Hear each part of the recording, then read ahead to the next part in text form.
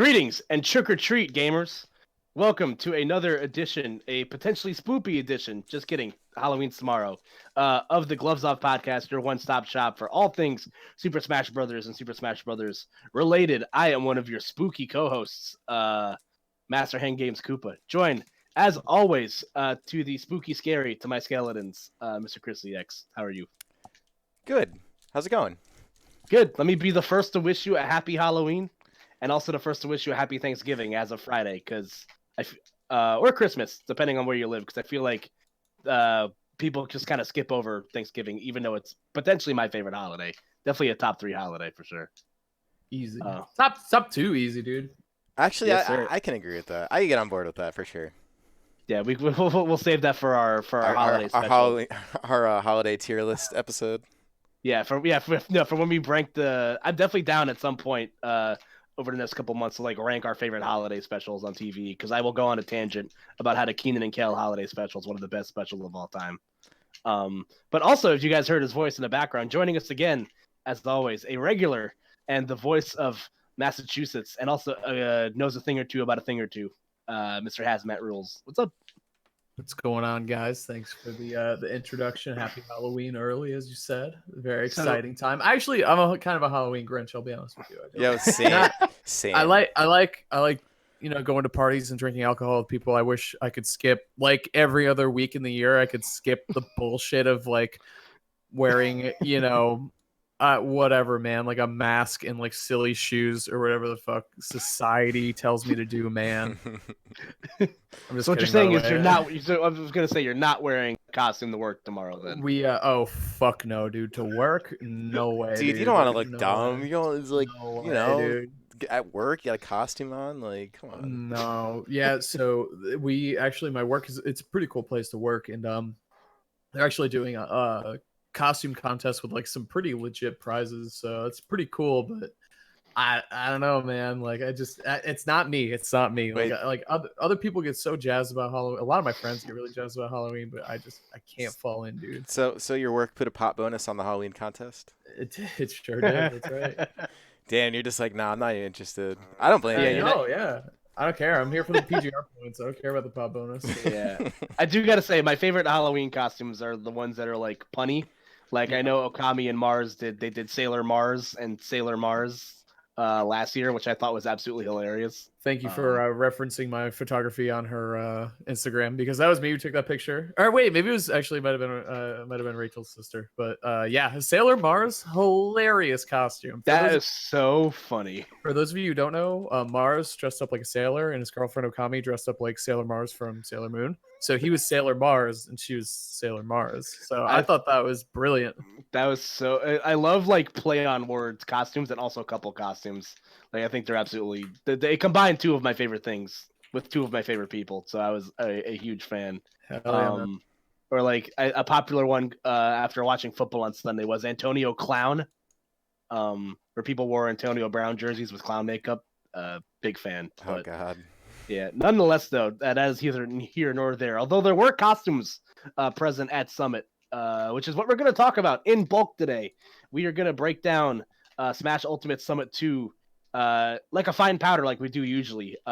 So I think between me and Haz, we watched a good portion of the Summit stuff.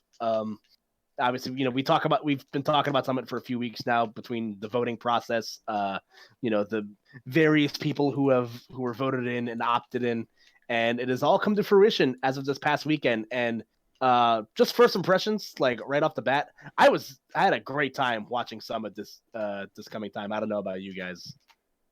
So I'm kind of looking forward to this episode, mostly just because I did not get to watch a lot of Summit through. I was kind of in and out, and I got to catch things on Thursday, which was a lot of the opening day stuff, and then Friday, what was that, Squad Strike and some other things they were doing. I forget.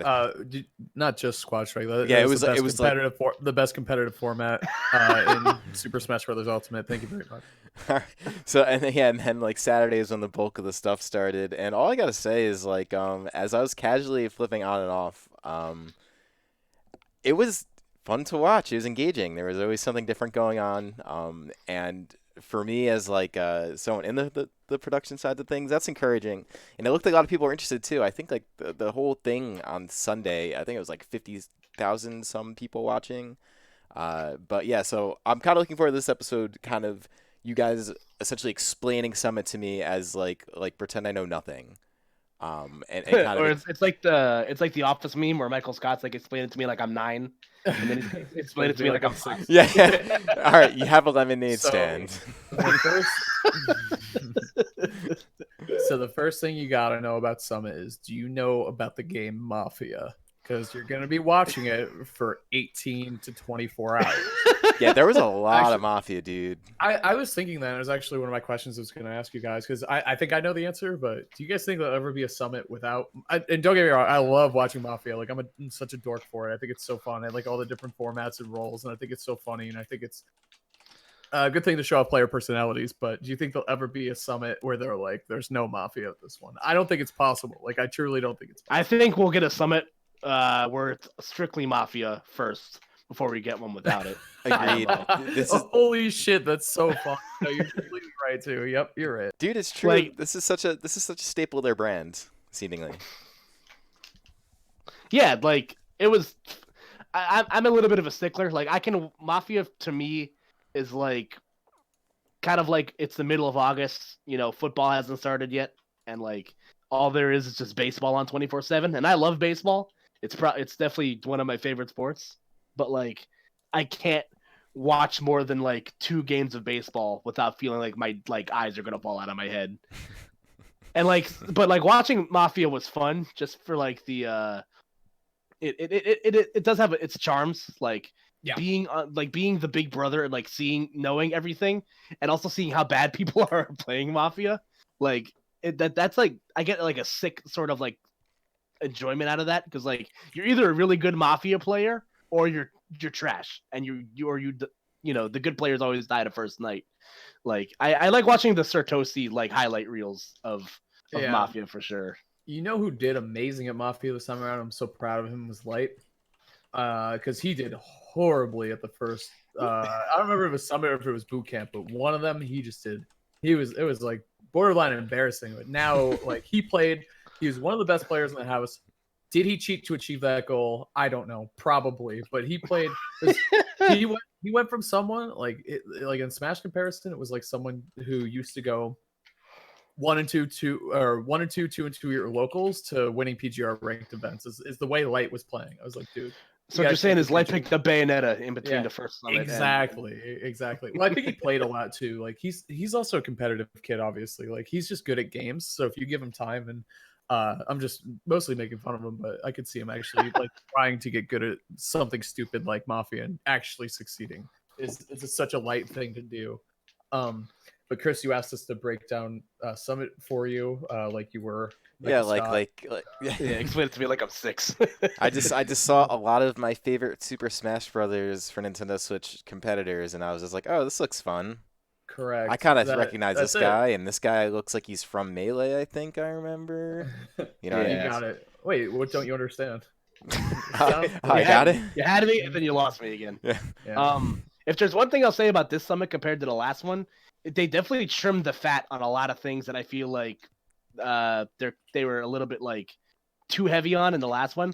Like it called me crazy, but like it felt like there was like less like Summit skits this year or like this time around. Yeah, And like the ones that they had, the ones that they had were really fucking funny. They were so funny, dude. Well, I think a big part of it too is, and this isn't like shots or anything at the first Summit, but the first Summit was, I think, kind of like there was a little bit of a crutch in which they introduced or had a lot of cool Melee personalities on there, which is great. Like I love having, the Melee guys. I think they're so funny. I think they're cool. But the thing is, when it's Summit and you're there for, what is it? It's 4 days or 4 days straight. And I mean, in the casting talent and stuff, not necessarily just the players, but there were a lot of Melee players the first time around too. So it was kind of like, I feel like, to build a bridge between the two communities. Like, hey, you like the Melee Summit so much, Leffen will be at this one, and Chillin's commentating, and all this other shit is going on, and it's super cool. So come check that out. But the thing with this one is it was truly like an ultimate Summit. Like it was just all ultimate people. And I mean, our motto is probably like, he doesn't even play Melee anymore, so I can't even say like he's like the least ultimate person. And he's sick, by the way. Like he's such a good player. Oh, he's so good at the game, dude. It's crazy. Yes, he's incredibly good. I mean, we're saying that like it's a surprise, but it really like just shouldn't be a surprise because he's fucking Armada. Like he's literally in the Esports Hall of Fame. You know, do you know he missed his induction into the Esports Hall of Fame to be at Summit that weekend? Oh, that's awesome. Yeah, I mean that's awful, but I mean it's unfortunate, but that's nice of him. That's one of his handsome Swedish brothers was accepting the award for him. Like he was just like, here's my brother accepting the award for me while I'm at. That's amazing. Yeah, it's pretty cool. So but this one you had everyone who was there and was playing and was casting and was involved. It was truly someone who was there for, if not starting at Brawl, at least Smash 4 and moving into Ultimate, and you could really feel the heart and soul of our community. Not that Melee isn't a part of our community, of course. I would never be foolish enough to say something like that. Even after years of research, I would never be foolish enough to make that decision. But it's like, there's always a little bit of resistance, and there's always a little bit of stuff that gets lost in translation. Like Tweak and Mars and Light, they've all been buddies and going to tournaments with each other for years, and that's not something you can really say about Armada, his relationship with all those other guys. So as great as Armada is, there's like this sense of camaraderie or heart or spirit or soul or whatever you want to call it, between these guys who have been working together for years and years and years. And we all love and respect Armada a lot, but I think when you kind of transitioned it away from being more catering, to trying to cater to both, I use air quotes there, trying to cater to both, to being its own thing, I think you really saw something special with this one. Not to say the first one wasn't special. I keep, doubling back because I don't want people to be like, wow, he hated I love the first one, don't get me wrong. But I think we can all agree this one was just a little cleaner. I think Summit's just gotten better at what they do too. They just get better every Summit. So yeah, I agree. Like, just what I noticed is, like I said earlier, like they really hit the right sweet spot between like the side event stuff and the like between the side events and the actual like variety events and everything else. Because like I think when I watched like the Melee Summits, they did this thing where it's like, oh, like one-handed doubles or like blindfolded doubles. Yeah. Like and then it's just Mafia for the rest of the weekend.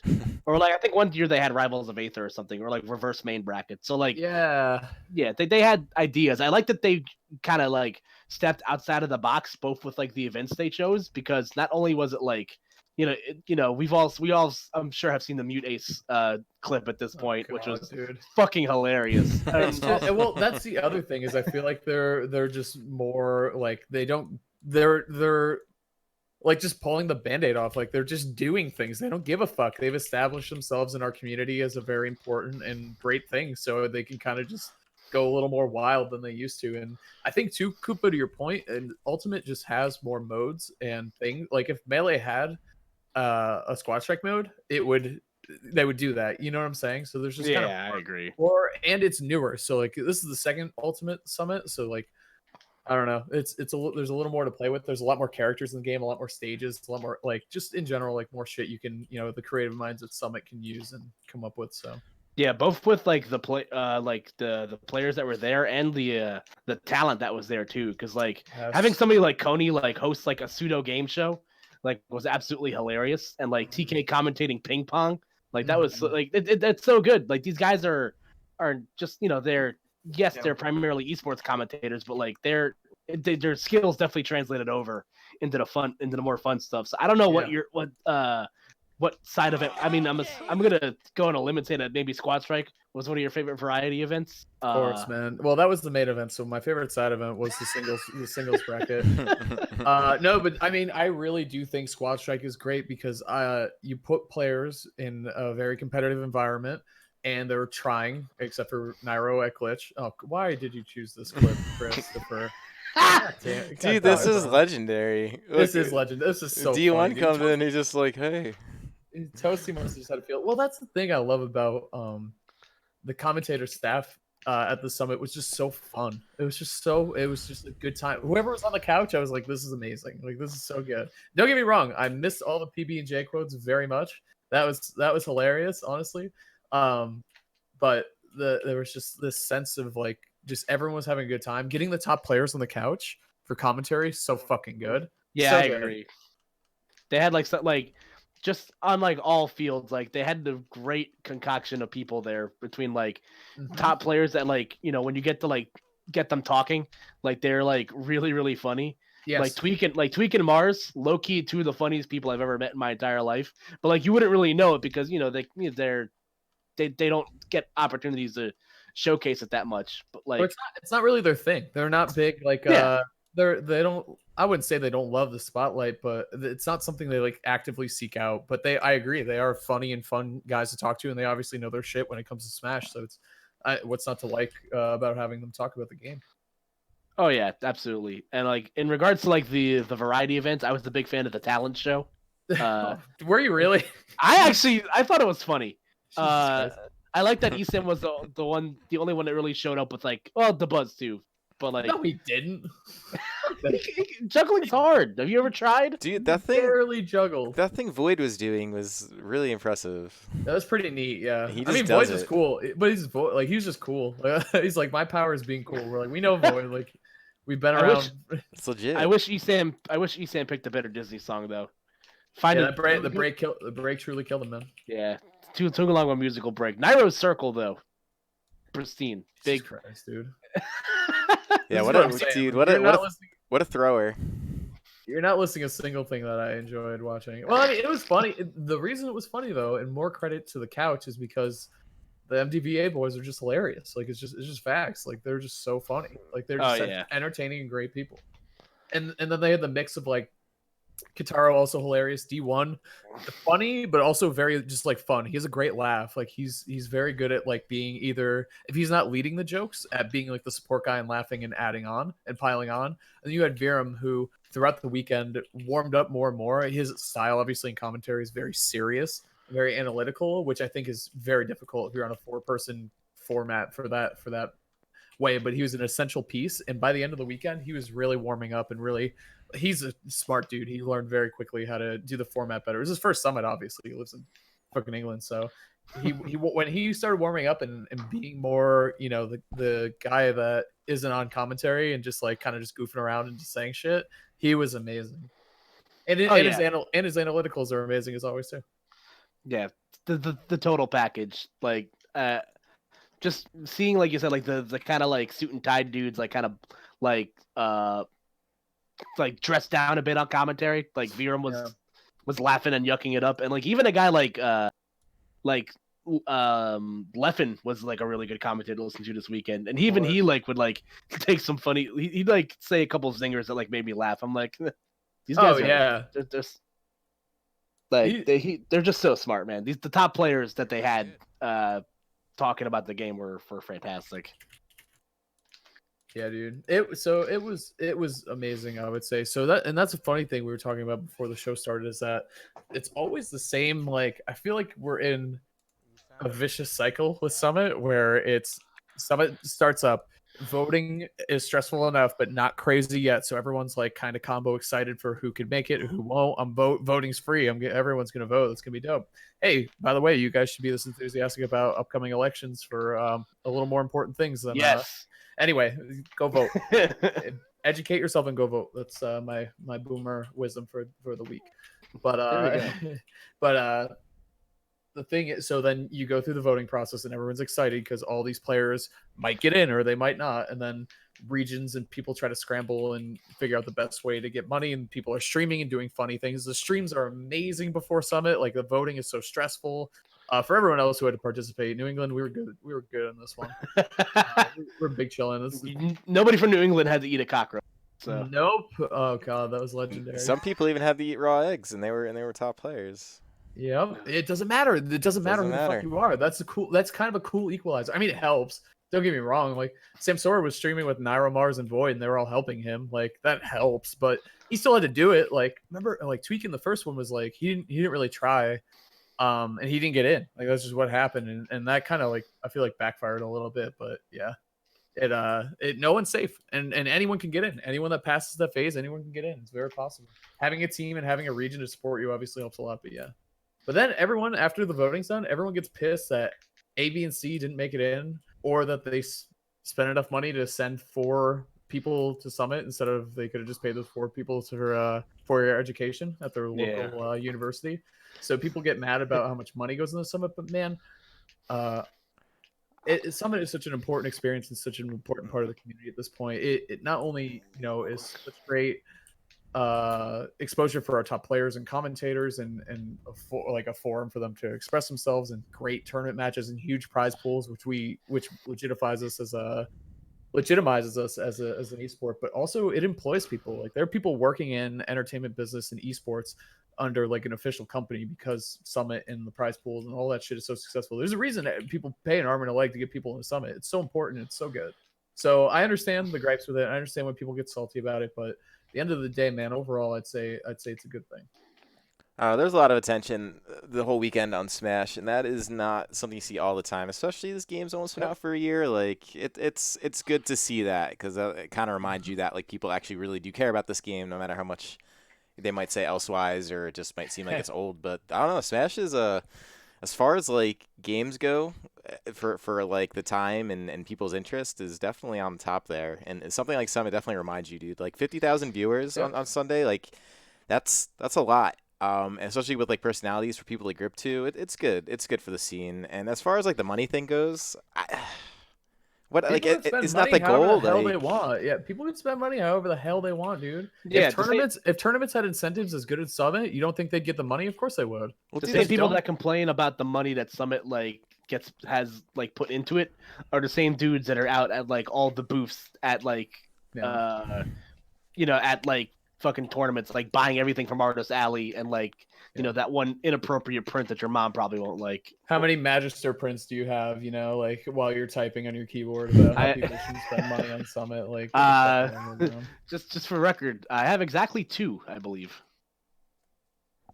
Oh really?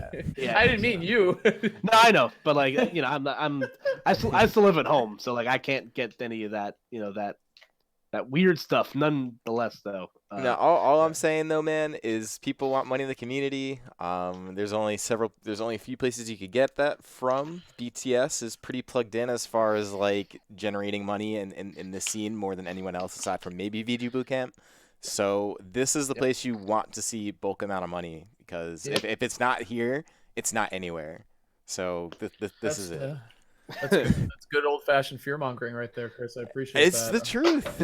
Scare the people. People are like, oh, this player should be paid more. This should be happening. But it's just like this. Okay, so here's the exchange. Here's this whole weekend-long event with all of the people that you may or may not recognize. Probably do if you're a fan, for sure. And, we have to pay them for entertainment purposes, and therefore it costs a lot of money. But the people are paying for it who are consuming it. I see no issues. And like I said, it employs people in a very important. I think everyone who pays into Summit, even if their player gets in or not, you got to admit, like it pays for people's, it pays to keep the lights on at the BTS studio. It pays for equipment. It pays for writers. It pays for staff. It pays for the production people. It pays their health insurance. It pays all that shit, man. Like it's all important. Like, yeah, $50,000 sounds like a ton of money for us to fork over or whatever, but it's not that much for a fucking company who needs to run these things. You know what I'm saying? Yeah, like you can't keep moving the goalposts on like we're spending too much money on this one tournament versus these poor top players of the 1% that are good enough at this game aren't making enough money. And there's plenty of opportunity for top players to make money. I mean, look at Nairo, man. I mean, he's not even the #1 ranked player, and I think he's the best Ultimate stream. Sorry, that sounded shitty. Yeah, like, oh, he's not even #1. Like, he's fucking Nairo. Like, he'll fuck anyone up. You know what I'm saying? Yeah, well, I think what you mean is he doesn't have to be #1 to be the best stream, basically, because that's true. Exactly. That's what I'm saying. Is there are avenues and there are ways to do it. It's just, do they want to, or are they? You choose when you settle. You know what I'm saying? Like if making X amount of money from tournaments is good enough for you and you're happy with that, then that's dope. If you want to put in the extra time and hours and you want to stream, or you want to come up with funny content, or you want to team up, you want to collaborate, you want to figure your shit out, it's very possible. It's just effort. Just effort. It's like life, right? Like that's just hit a baseball. Just do more. Yeah. Forehead. Just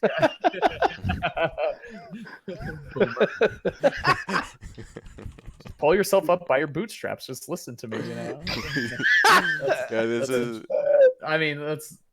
was saying that was a joke, but like, It's kind of what I'm saying. But I'm just saying it's up to you. Some people are content being where they are and doing what they're doing. That's great. Like some people find a sweet spot and they just keep hitting it. And it's just, do you want to do more work and make more money, or do you not? And I mean, opportunities there, man. It's just, especially if you're a top player, you have a Twitter account with like 50,000 followers. You have fucking influence and power. Yeah, this is Facts. and this is like the very beginning too, because I think this whole picture of what we're talking about is probably gonna look very different in a couple of years once like kind of the rest of the world catches up. So it's kind of a unique time, or a good time, I guess, to be a fan, because this is like the very beginning stages of growth. This is like when you look back at old NFL pictures and they're wearing like leather helmets. Yeah, it's like they were they're sponsored by Reebok. Oh, That's the Summit skit right there. You put Tweak and Light in the leather helmets and get the old timey footage and running around, and then you get like the VR Smash 2099 going. Yeah, when people are actually doing like spot dodge cancels IRL with headsets on, like, come on. Lord.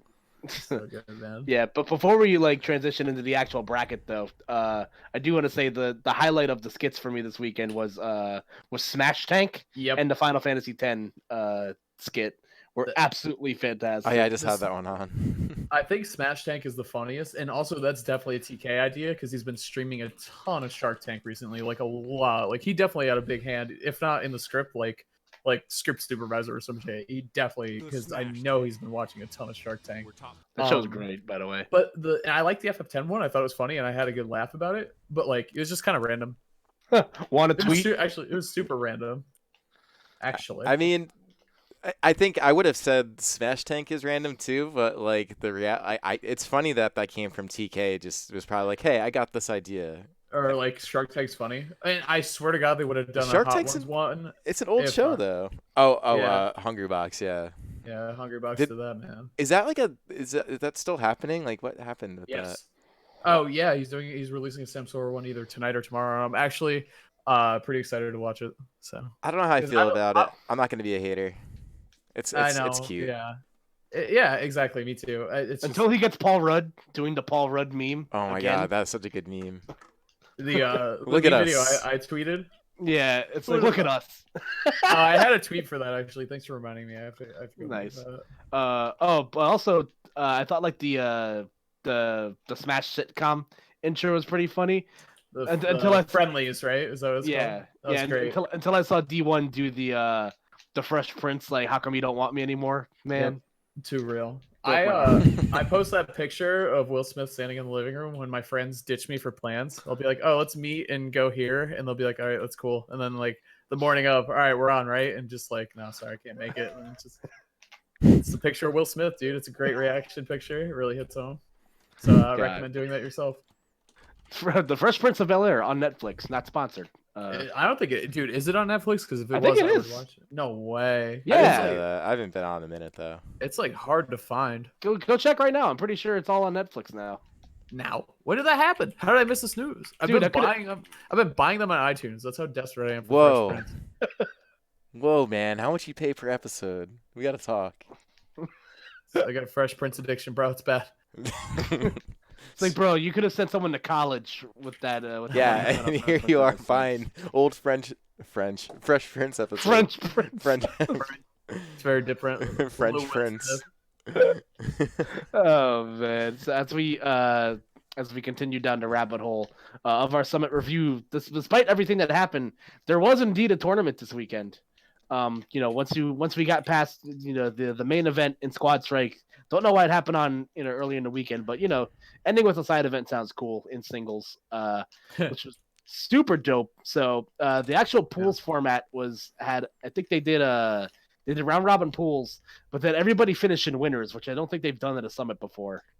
That sounds new. Also, you're so full shit. It's definitely not on Netflix. I could have sworn it was on Netflix. No way, bro. Damn, fact checked. I would have known. I would have known in a second. If it was something I didn't care about, I'd just been like, oh, that's cool. I guess I'll watch that later. I care so much. He's been buying these episodes. Yeah, bro. I'm a little broke, so. I could have sworn it was on Netflix recently. Unless I'm bugging. It might be something else. But either way, sorry. Was it iRobot? God, I hope not. No, it was it French Prince? The animated spin-off. He's like, it's Wee Smith. No, it's Keenan Thompson Gil. that won all that skit. Oh God. Oh yeah, the guy in the bathtub. That's two Keenan Thompson references tonight. Dude, what's going on? What year is Keep I'm it it? just up, a big man. fan. What can I what's not say? to like? What's not to like? He's a great guy. Why? Dude, this I forgot about this skit. The Keenan Thompson in the bathtub. This is good. Look at this guy. He's just... I forgot who put peanut butter on my belly button. That's so weird, but I remember it. Yeah, That's so strange. yeah. It was all that was. I don't know, man. It was SNL, but I can't tell if kids wrote it or if adults wrote it thinking it's what kids wanted to hear. Is kind of more what it sounds like. Do you think? I don't know. Like, I'm not stupid. I just don't understand your cheeseburger. Like, is that Yes, like really definitely, big brain, or is that definitely. just like a It's kid like, just like dude, no, you know what that is? That's shitposting? definitely that because what that reminds me of. It's when like you look on Facebook and like one of your parents' friends has posted a meme in an incorrect format. That's what that reminds me of. Man, Like, oh, that's a kid, true. like it would say something wacky, like, oh, it's a cheeseburger. Like, all right, no, they wouldn't. All right, but what do you think about this? By the way, quick. They by the way, slap you quick with update. my spicy burrito. Sorry, that was the last one. That's all I got. Definitely quick, some boomer, dude. Real quick. Literally. Also, let it sink in for a second that Keenan Thompson is the longest tenured cast member on Saturday Night Live now, as of like a while ago. Is that Dude, good though? look at us. Hey, look at us. And insert Paul Rudd meme to that entire situation. By the you way, guys I was half right. By the way, The Fresh Prince of Bel-Air is on Netflix in the UK and Ireland. Oh. So I actually knew that. so From a while Viram ago, gets to though. watch Viram gets to watch all the Fresh Prince he wants. That damn Viram, he gets to go to Summit. He gets my Fresh Prince. Is he my rival? Is this just happening? How come you don't want me anymore, man? Viram don't want me no more. Yo, before we move on to the bracket, the fact that Meister looks like this meme is crazy. I know. Why Oh my is that God. like literally the same person? It was so funny, dude. Well, I think the guy on the right is kind of a generic face, honestly. Like, But the expression is perfect. It's so cool. It's the eyebrows. Go back. Look at the No, it's eyebrows, definitely dude. the eyebrows. Yeah, they're big, and the smile's a little different because you see the guy's bottom teeth, but. It's so good. I like that we got to learn a little more about Maester. He's a funny kid. Because all you see is him showing up and ruining brackets for all your favorite top players. Filthy So it's, game and watch Vane. yeah, Disgusting scum. Uh-huh. So it was good to get to know him a little bit more. He was fun. He was funny when he got on the mic. He talked a lot of shit. Actually, I like that about him. I thought that was He cool. should, man. He's getting trashed by everyone. Everyone's downplaying him as a player because they're just salty about his character. Yeah, I don't yeah, blame him. exactly. Go in. Anyway, yeah. Anyway, Yeah. bracket. Yeah, so the bracket. So yeah, they did the round robin format. Obviously, 16 people, 4 people in each pool. And then, like I said, I think the big difference is that everybody made it out on winner's side. I think they just seeded you differently, depending on who, like, how many sets you won and lost. So, like, yeah, it's like some highlights were, I think Tweak lost the set to the Buzz. And Yeah, the big one. the big one, probably the biggest one. Oh, Trainer Red versus Trainer Blue. Oh, right. Yeah, that was. I was just talking about the pool stuff right there, but yeah, he Tweak went 0-2 technically in the bracket. He lost to. He unfortunately got the shit end of the stick of a draw. He had to play. He had to play Leo round 1, and then he had to play, Leffen in losers, and no. And even Leffen was like, yeah, like if I beat Tweak today, like I will be. He sets along the lines of like Tweak isn't playing at like all cylinders today. So, like, if I beat him, like, I wouldn't be surprised. But, like, if I win, I wasn't meant to beat him. So Didn't stop him from popping off on Twitter. Oh, Is yeah. all I gotta say. I was He's just a little thinking baby that. one. He respects him though. Obviously, Mhm. he loves Tweak. And yeah, it just looked like it wasn't Tweak's tournament, and that it's bound to happen. Literally every top player that can happen to them. Like I mean, even MK Leo, as we saw him in Smash 4, and I feel like in Ultimate he had one or two, especially when he's first learning to pick up Joker. Like he just get like randomly 17th at Japanese tournaments and stuff. So every tournament, every player has their off tournaments or their heads not in it or something's going on. Who knows? And it just sucks when it's something as big as Summit and everyone's watching, and he'll figure it Yeah, out. yeah. Pour one out for Arfang though. I think he went like 0-15. He didn't take a game, but he's sick. Yeah, he Oh, was, and he was pretty cool about it too, because he's mentioning he's just like, yo, don't feel bad or say anything, mostly because like I got to practice with all these guys for like an entire weekend and had like an amazing time. So Great mentality. literally I like nothing to Arfang a feel lot, bad about. Yeah. Yeah, and he earned his keep after Big House. Like Yep. he had the like having the pre-summit pop off. I feel like definitely like helps your stock in that case because like Arfang's always been a really good player. It's just a matter of like him living in kind of like an obscure part of the country, like in South Carolina, I believe is where he hails from. So I think you're right. Yeah. yeah, not necessarily but and even though like South Carolina has tended to do the Carolinas in general have tended to do well at these invitationals because let's not forget the man, the myth, the legend, Peebnut. Peeb, my Oh, boy. yeah, All dude. he does, Peebnut, he wakes up and he tweets Mega Flan, and that's it. It's my favorite.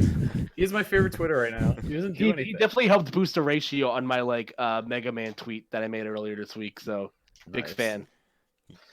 Um, Yeah, so that was a whole lot of that. And, the big thing that I'm taking away from this weekend is that MK Leo is still like head and shoulders probably the best player in the world because Leo definitely. he pulled the trick again, losing another set to Sam Sora.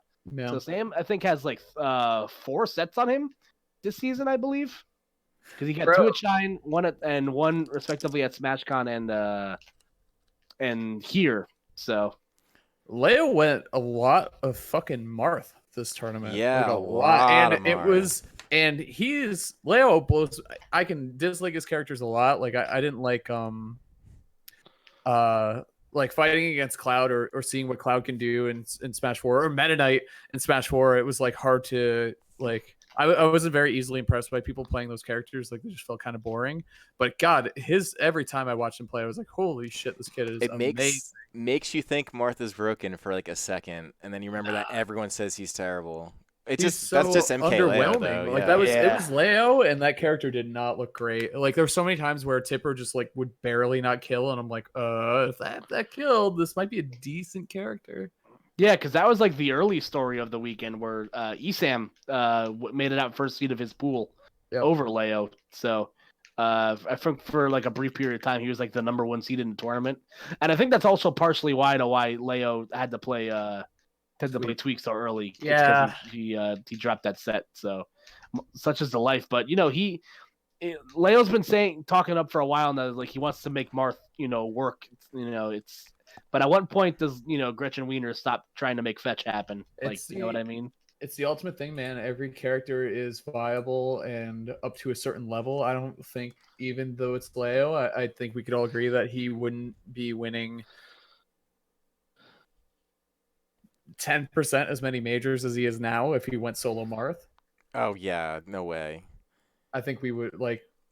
That was kind of proven, and he even at MSM he lost to Larry the following Monday with Marth, and then he started using Lucina, and it was just immediately better, which is just sad because I like Marth a lot better than Lucina personally. I think Marth is such a cool character.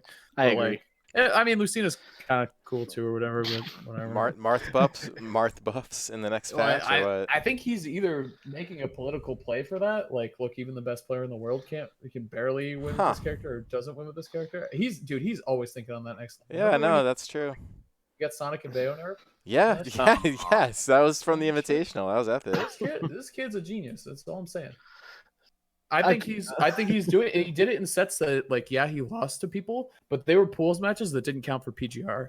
And then other times he was testing out using a sword against Peach is always a decent idea. Sam Sora, he beat Tweaks Cloud in Smash 4, which was like a 70-30 matchup. Like that's a Sam Sora. That's a combo Sam Sora and a combo of Leos Marth not being either that polished or the character just being ass.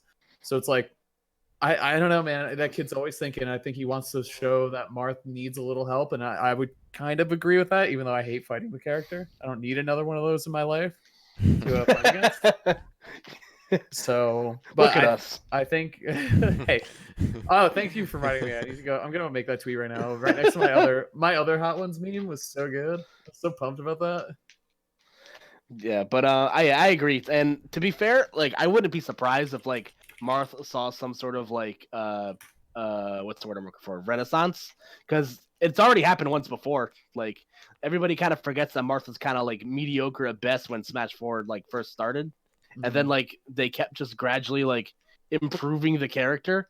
So like they already like the big saving grace for Marth was that his tippers were insane.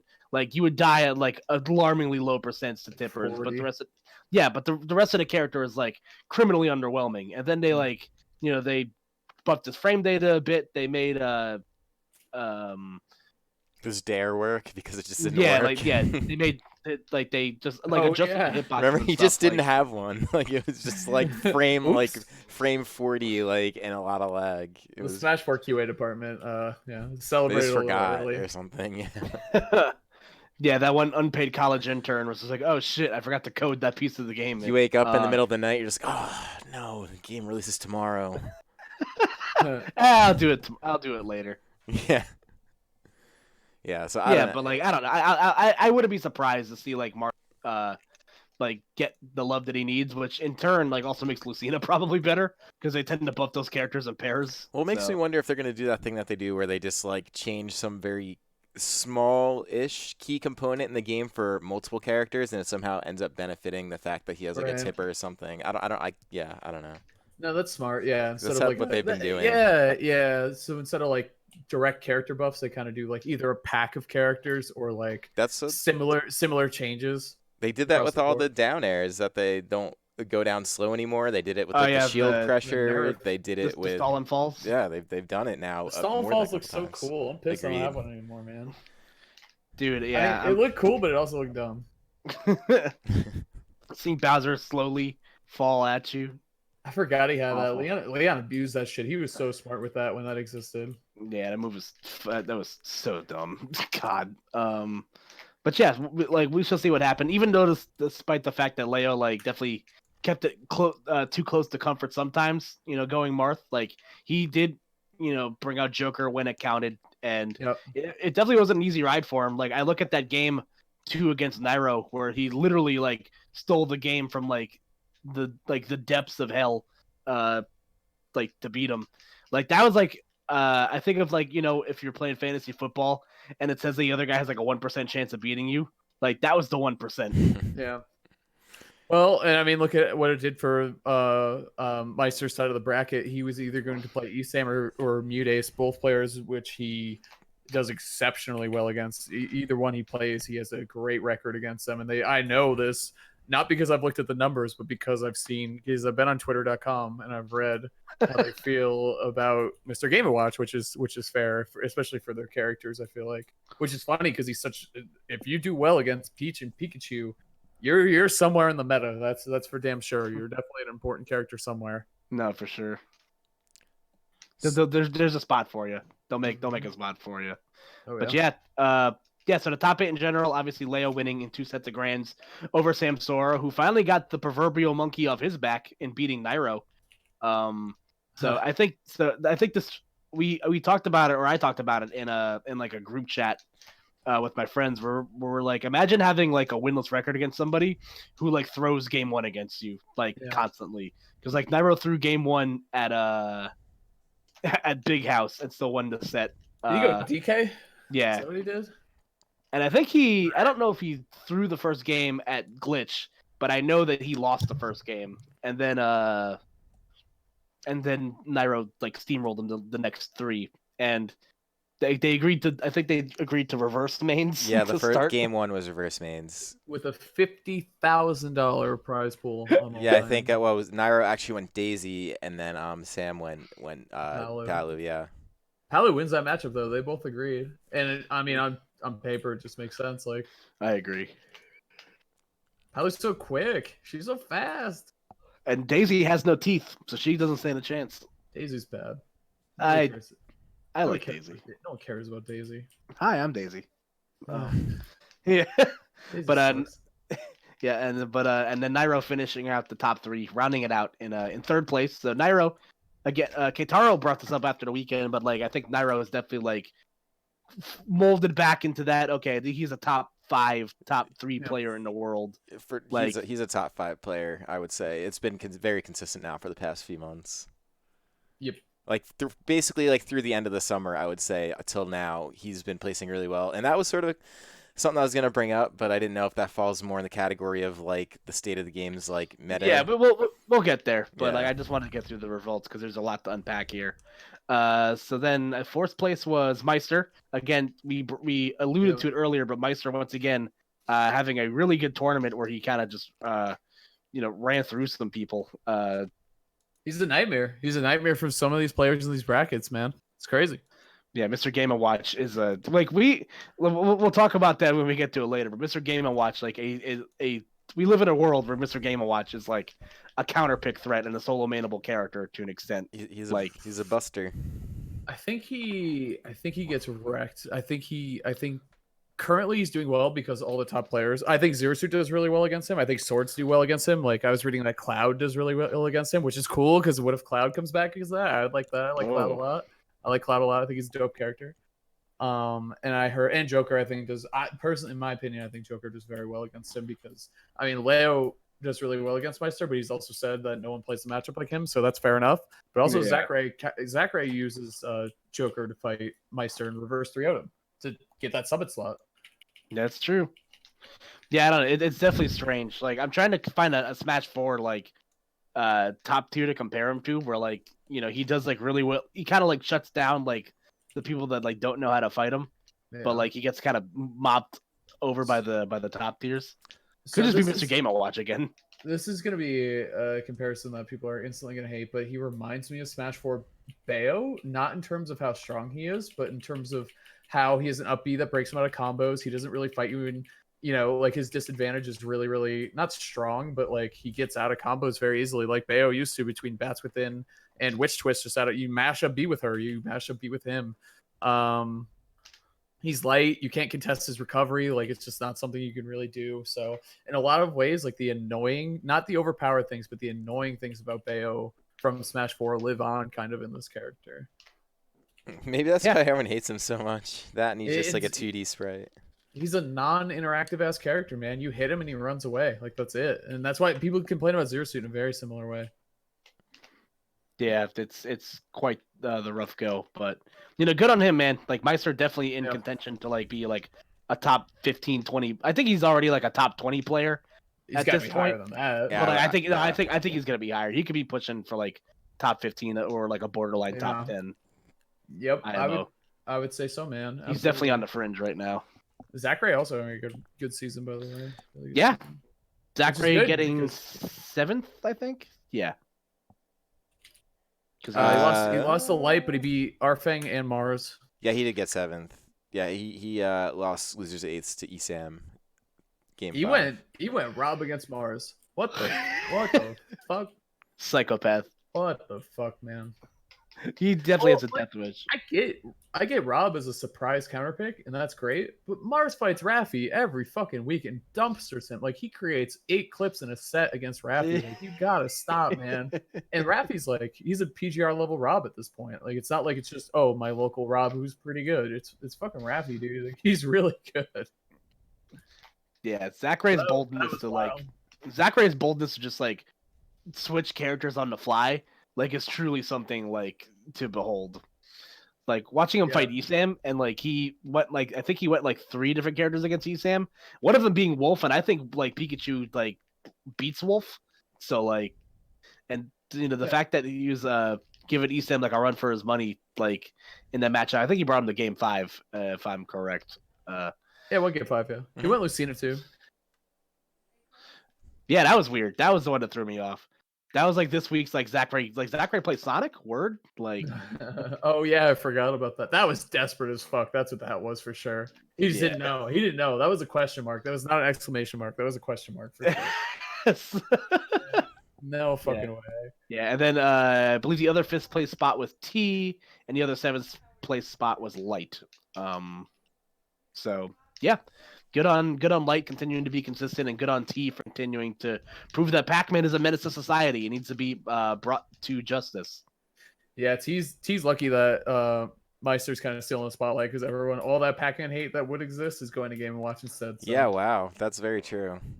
Yeah, that's one hell of a shield. For It used to happen in Smash 4 because when Bayo got nerfed, everyone just turned all their hate to Cloud. And as a humble Bayo man, I was like, yeah, Cloud, he sucks, right? Like, yeah, hate that guy, fuck that guy, he's terrible. Escape. Yeah, exactly. Yeah. I don't even like Final Fantasy that much. Well, I didn't go that far. I love Final Fantasy. It's too good. But anyway, yeah, exactly. By the way, happy 10th birthday, Bayonetta, as of yesterday. By the way, that's right, dude. That's right. Great game. I was listening to at work. I'll just do video game soundtracks when I'm like doing spreadsheet work or like busy work. And I was doing the ultimate soundtrack again today, and the Bayo music came on, and I turned it off shuffle. I was like, man, her music is so good. I know she kind of deserves to be where she is in the meta right now, but I hope maybe she makes her way back up towards more towards the middle of the pack than she is. But I kind of doubt you watch your mouth. Let's Dance Boys, absolutely fantastic. Yeah. That was probably my favorite song in Smash 4. It was so good. It's such a good song. Have you ever seen the video of the Kirby's like all dancing in sync to Let's Dance? Yeah. It's so funny. It is really good. The music and the visuals in that game are amazing. I'm excited to hear more. When's Bayo? If it ever comes out. I don't know, man. Whoa, let's take it easy there, buddy. But yeah, Summit in general, the bracket wise was a lot of fun to watch, and even guys like Arfang didn't win a set, and Tweak getting 13th. Like these guys are still the cream of the crop. Yep. At the top of their game. I know, like Mars and Tweak were like, yeah, I wish we could just like play Smash. I think like the what's the word I'm looking for? The like the fact that there's so much extra like stuff that comes with Summit. Like you can't just like sit down and like play bracket. Yeah. Like they expect a lot out of you. Yeah, so I think that's kind of a good segue because I wanted to ask this in the beginning, but I didn't want to digress. Obviously, the Invitational's counting for like PGR and being small and kind of, condensed. Meanwhile, being a totally different setting than a tournament. What do you guys think overall? Now we've kind of seen like probably I would consider the biggest Invitational in Summit now going and seeing what the results look like, and then things like Tweak kind of going 0-2 stuff like that. Like, do you think where do you stand basically on Invitationals and rankings is what I'm trying to say. You can go for that. Sorry. So the question was that basically, I'm just curious after seeing this play out, where do you stand now on Invitationals counting for PGR results and all that kind of stuff? I think they should, because if you're a good enough, a strong enough player, or too weak of a player, the results aren't going to matter for you anyway. Like there's no harm basically. Like what's going to happen? Like what is the concern really, or is it just that it's not fair? Like it's not fair because not everyone can participate, but everyone was eligible for Summit. Anyone that you care about that would try to get results from Summit could have gotten in and just didn't, right? Yeah. My stance is I'm fine with Invitationals counting if there's something like the Minds of Summit where like only a certain fraction of players are eligible versus like what what Thunder tried to advertise, like where it sounds like it's going to be an invitational or something like that. Like they're trying to like cross that hybrid where like they have like the high profile players that get invited out, but like it's also an open bracket that only ends up getting like 40 other entrants outside of the people that enter. You know what I mean? Yeah. Like I think someone like Thunder should go the invitational route where they just fly out like 16 or like 16 of your favorite players and have them fight in a cage for like thousands of dollars or something like that. The thing is, it's like, so then is that all there is? Because then it becomes a PGR rank is then actually closed off, because then you'll only get a handful of events that will count, and then meanwhile you have the players able to kind of grind who have already been fortunate enough to be PGR. I think one invitational season would be like a good place to like start. I could see that. Yeah, I actually think that'd be a good idea. We don't want to saturate like we kind of did with the sagas, where people stop going and stop caring because if I don't watch this saga, there's another one on next weekend. You know what I mean? Don't tell me. Like, because invitationals could turn into that easy. I know. No, I agree. That's what I'm saying. I don't think that's like a PGR choice. So I think that's like a tournament organizer choice. And I think, honestly, we're already kind of seeing that because we have our upcoming invitationals, respectively, New England and the New York, what would you guys call it? Or the New Jersey or the Tri-State? The Players Ball. Yeah, No. that is coming. Oh, though. the Tri-State Showdown. Showdown. Yeah, Which right. I yeah. guess technically isn't invitational, but I think the idea started as an invitational. So I don't even know what to call it, but that event has like 100-something people going to it now. So I don't think I could call it an invitational. Yeah. fair enough. I think like something that goes the route of what like the 2GG circuit did, like that's a overkill. Like I think like once every PGR season there should be an invitational. Well, I think That's my feeling. I think the Smash 4 championships, I think that was a great idea. I think you should have just had X number of events that qualify you. So it should be like a year-long circuit, and there's one qualifying event every month. So there's 12 qualifiers, and then 4 others who get in for who the fuck knows how. And you get a bracket of 16 people, and that's it. Or you get a number of points, or however you want to do it. So I think it was a good idea. I think they just also had like Arms Saga was the thing, like that existed for like I don't know, like this should I care about this? I don't understand. Like there were just so many like this is the most important tournament in the world, and then also here's this thing that exists for no fucking reason. Never forget that if things went differently in Civil War, there could have been a me saga. Never forget. Oh my It was Greninja Saga anyway. No one gave a fuck. No, but that's what I mean. Like we got Yeah. Greninja Saga, which was like it could have been much worse because they would like. I just think of like the meme of like Russell Westbrook like reading the Cat in the Hat and sweating, like where when 2GG's trying to like find like top me players to fly out to this tournament. It's like Kirby Let's go. Saga. Let's go Lee. Let's go Vicky on the Kirby. Kirby beats Wolf 7-3. Let's go, Kirby, Vicky. Kirby goes even with Wolf. I will say that's my opinion now. I think he goes even with Wolf. Not a joke. That was You like, just convinced me of that much. dude, that okay. that was like that whole. I'll take it. I just remember Smash 4 when Ling Ling countered a light, I think, with Kirby against Fox. Oh Yeah. yeah, And it was like it definitely worked. Like it was a very noticeable like change in the whole pace of the set. I'm pretty Oh, sure he God. can crouch. I'm pretty sure you can crouch the lasers, like even Wolf's good laser. I'm pretty sure you can crouch. I wouldn't be surprised. I think so. But yeah, man. Anyway, enough about Yeah. songs and all that Sorry, shit. I had a small aneurysm. Me's God, what a character. Yeah, but you know, well, I'm sure they'll find the sweet spot eventually. And what I did think was cool is that Summit pretty much just like outlined like next June is when the next Ultimate Summit's going to be. So we're not going to see another one of these for like a good amount of time. So. Yeah, which see now that's the way you do it because that's what we're talking about because they spaced it out. They know their shit. They know they have a Melee Summit coming up in a few months, so we'll get hyped about that. I also like it. I mean, I love the Melee Summits. Don't get me wrong. I think Melee has something very special behind it in terms of the people involved in the scene and how it survived. I think factually, it's a special esport. Like that's just a thing. I agree. And so I love watching the Melee ones, and it'll get us nice and warmed up for the Ultimate Summit coming in summer. The following summer.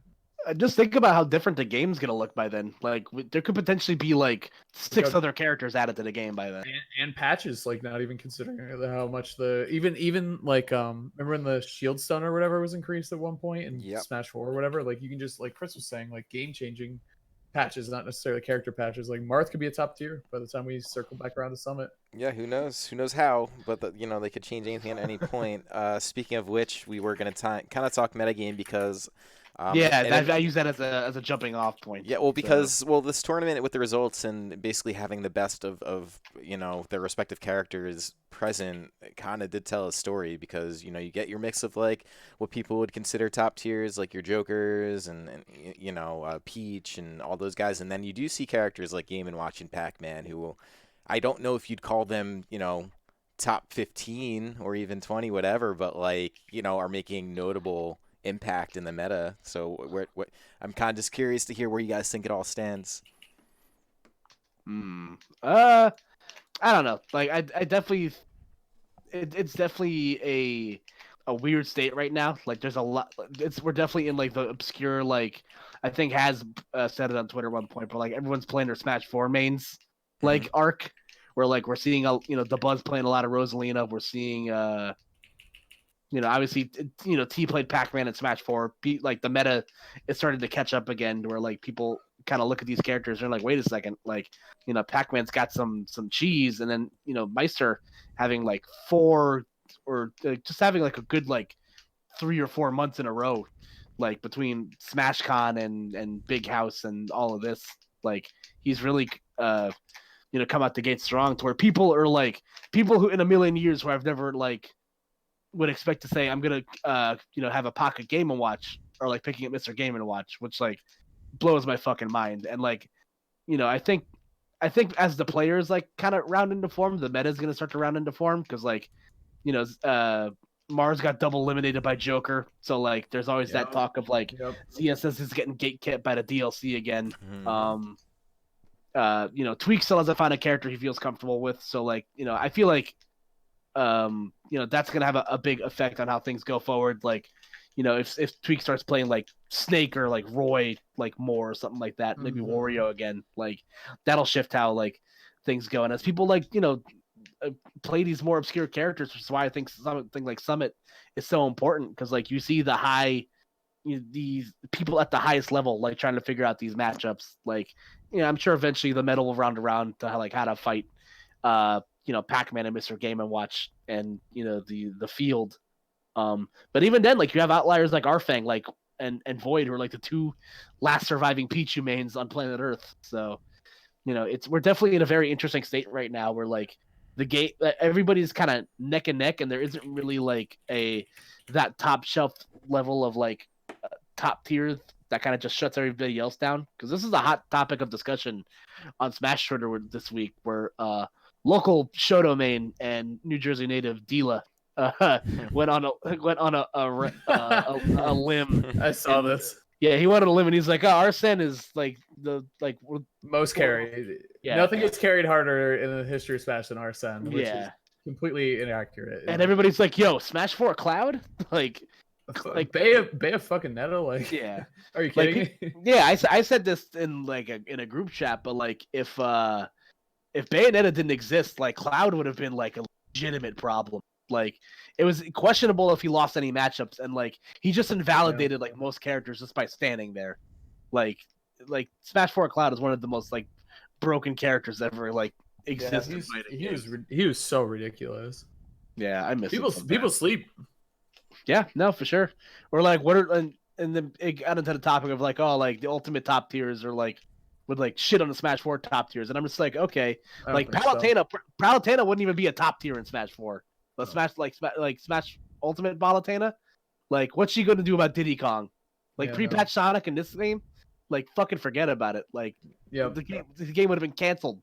Smash 4 is definitely more imbalanced than Ultimate in terms at least of, on the side of top tiers. I agree. Yeah, the spread, like, you know, the average number like of quality between the characters is a lot smaller in Smash Ultimate than it was in Smash 4. I think right now, in terms of where we're at with like the meta and where things are going, is I think we're still still a very new game. I know it might not feel that way because it's been almost a full year and we've learned a lot since day one.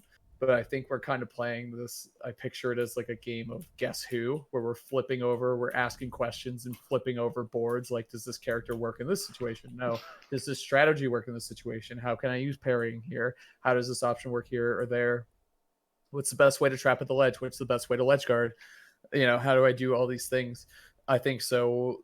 Learning is becoming, obviously there's less of an impact in terms of learning. Like, it's just not happening as much in terms, or not as significantly as it was in like day one. Learning was when you booted up your Switch and played for a couple hours, you learned a billion things. Now you might only learn like 10 or 12 when you play the game. So when you look at top players, they're trying to solve the game, and I think they're obviously a lot closer than they were when we first started, but I think there's still so much to learn. As we're seeing, there's a character that everyone thought was dead. Everyone thought Game & Watch was dead. Everyone thought Pac-Man was trash again too when the game first came out, but now we're seeing their real threats and how just because they were bad in the last game, A, doesn't mean they're not better now, and B, doesn't mean we're not playing in an entirely new game with a whole new meta that we need to still figure out and work on and figure out what characters are going to play. And it truly does seem like at least a dual main meta. Like, at the very, very least, it sounds like all these guys who are A tier, there's only one S tier player in my opinion, it's Leo. All these guys who are A tier competitors, they can all lose to each other, as we saw at Summit. Like, it's just possible. Like, anyone can lose to anyone. You even see it really quick with like Zachary. Like Zachary came out as like, oh, like he's like this wolf like prodigy, like, you know, they've told stories about him for generations of like of this wolf man, and now he plays fucking everybody. Yep. Like if you look at his character portraits now, they look like bad Twitter avatars with like fucking six, like that one guy in your Twitter feed. It's like I main like 6 characters and I have like, you know, Yeah. Shulk as a secondary. Like that's Zachary IRL. Ranked Like- 20th at UMass. Honorable mention in Iowa City. There's only 15 people that play Smash at your school, but okay. Yeah. Yeah, dude. It's adapt or die, and I feel like that's where we're at. Is people are going to figure this shit out and figure it out quick, or they're just going to keep taking losses. But there's going to be a huge spike in differences in where people rank in each season, especially for the first 4 seasons. You know, like a proper. I don't know, we only have 2 seasons in a year, I guess, but yeah. Or I don't know, actually. We were talking about that PGR tweet. I don't have time to review it today, but Yeah, it looks like the everything's gonna be finished by like the end of December, middle December. And there's like discussion of like when the next season starts. It doesn't sound like there's any like layover time, which is like the big thing. Like I think players are starting to clamor more for an off season, just because like, you know, it's the easiest way to avoid burnout. But at the same time, it's like lazy. So no, here's I'm kidding. I don't know. I'm definitely... Hold on. So don't go into that too much because we have a new segment and we may or may not cover this topic. Okay. Right? oh that okay. Well we'll get there. I will hold off then. I do want to say, like as the meta progresses, the last thing I wanted to mention on that is that, like, you know, while everyone's starting to get comfortable and like figure things out, like the rate at which the game is turning over, like definitely makes that hard. And I've said this like time and time again on the podcast for like, you know, at the basically, you know, once they announced the DLC packs, it's just like, shit, like, you know, once you have caught on to the patterns of the frequency they release these characters, like the game is different like every like 2.5 months or something like that. So like, and I read a rumor today that a Mr. Bogard could be arriving like as soon as Friday. Tomorrow, yeah. In 2 days, yeah, in 2 days. So like, you know, the game is set to be put on its head again. That'd be cool though if Terry did come out on Friday. That'd be very convenient. I would like that. It'd be Terry convenient. All right, we're done here. I thought that's what you said. To be fair. Give it all you got. Yeah. So like, I don't know. Like the game is constantly changing, and like I said, like this time next, or like this next summit, you know, coming up next year, like the game is gonna look very different. It's gonna look very different in January. Like, you know, once all the smoke clears, and it's both exciting and I guess stressful to have to kind of relearn everything, but you know, I feel like every top player, the thing you're gonna want to look for is you're gonna have your main. You're gonna have, you know, if you're Mars, it's Zero Suit, and if you're Light, it's Fox or whoever else you want to use. Then you're gonna look for a secondary that complements them, and that's where you're gonna see some real neat character diversity, because Mars and Light probably won't have the same secondary because there's not really like this one character that covers everything for everyone. Never forget the Light Falco. Like I forget who it was that pressed his hand to do that, but like, what tournament was it? I'm trying to remember. I know it was like semi recently. He like, was it Shine? Where he lost to Leon with or. I think it was. I want to say it was another tournament. I know he lost where he went Falco. Yeah, I know Light like somewhat recently like went Falco in like for realsies. Oh, it was against Shuton at something. I don't remember what it was though, but could have. I think it might have been Switch. Was it Switch Fest? I think it was Switch Fest. My bad. I was thinking of when found he lost to Juice. That was the Falco I was thinking of. Yeah, it took me a while to get there, but I got there. I'm back. Oh, that's my fault. Lost the Happy, but the Happy's there back. Is Rogue Light's Falco. Yeah, and you know, you see Mars trying to. I think that's something that's like, because like Mars has the secondaries. It's just a matter of like, you know, sometimes you get a little bit, I guess, stubborn He went backwards in the meta. He started with 3 characters, now he's down to 1. like he did the opposite of what everyone else did. Yeah, there's 76 characters in this game. You got to play at least a couple. There is just way too much going on. Way too much. And as you mentioned, there's just no distinctive like S tier character really. I feel like Joker obviously would help. Yeah, I think Joker's but like, I think Joker might be a step ahead, but like, Leo is literally the only sample size. I was gonna say yeah. Well, the thing is, because he doesn't Zachary? solo main him either. But like Zachary too, and Lemon in British Columbia also comes to mind. But like, those guys play other characters though, don't they? Pretty much. yeah, Zachary does. Lemon, I believe, is strictly a Joker main. Okay. But like even then, like he doesn't travel as frequently or like perform at the same clip that like Leo does. Like I don't know. We'll see how we'll definitely see how things shape up, especially because if Terry comes as soon as Friday, like we'll see if a balance patch comes too, man. Because I don't think we didn't get one with Banjo. We didn't get anything with Banjo. They were we barely we got like a couple, but like it wasn't any notable. Did we really? Any character changes? If it was either like small bug fixes or like nothing, like I think the big thing was like that you don't buffer rolls as easily anymore, which feels like placebo, tbh. But I digress. Yeah, so we did want to debut a new segment on the podcast this week, courtesy of Mr. Hazmat Rules. So why don't we get into it? I think now's a fun time to do it. So hell yeah, dude. Yeah. Let me see here. Let me pull it up here. All right, guys. The segment is dope. I thought of it on my way home today. I was walking, and let's see. All right, the segment is called. And it's been done before, but I think it'd be good in the Smash podcast format. It's called Over Under. Essentially, I'm going to give you guys a topic. I'm going to ask you to rate it either over or under, or say it's overrated or underrated. Or, you'll see how the game plays out. I have 2, 4, 6, 8, 10, 12, 13 prompts. Some of them are about characters, some of them are about players, some of them are about Smash in general. I'm about it. Let's see what you guys got. I'm kind of just jump around. I wasn't sure if we should review this before the show so you guys could prepare something. I think the off guard thing might be cool. So, I agree. I like the mystery. Over or under? Nairo will place over or under 8th, his current ranking on next season's PGR. Oh, I'm going over. That's an easy over for me. Wait, you mean like over 8th place? Like he's gonna... He's currently 8th. Is he going to be ranked over or under? So because I was thinking under because numbers, but yeah, he'll be ranked like higher. Yeah, he'll be ranked better than 8th. Absolutely. Yes. Yeah, I agree. I think that's kind of a layup. I think start you guys off easy. Yeah, that is good. Good stuff. I think his basement is like 5, but I think if he performs well, if he goes anything else the rest of the year, like I think he's solidified himself as like top 5 in the world. Maybe like top 3, depending on. He's had a damn good season, that's for sure. So next, we'll see overrated or underrated want by the community and off season. Is it something that's overrated, or do you think it's underrated? I think it's underrated, personally. Off season's underrated. I'm gonna say it's overrated. Okay, I was like, if Chris is underrated, I'm gonna feel bamboozled here because no. I think a game like this, especially, you think about a lot of sports that have off seasons. A lot of it is, physical sports. Like if you're playing in the NFL, you're playing for, damn near half a year, and then you take off half a year where you're just training and stuff. Baseball, you're playing basically the whole year, then you get a few months off just by the nature of it. And then you think of something like Smash where there isn't a whole lot of physical barrier to entry or limitations outside of like some hand stuff. I'm not saying there isn't like pains and aches that go with the game. There is.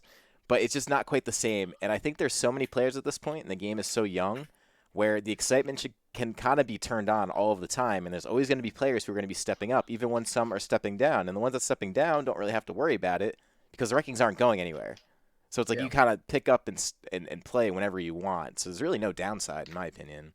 You're not really saving anyone. They feel the pressure to go to events, though, because of that.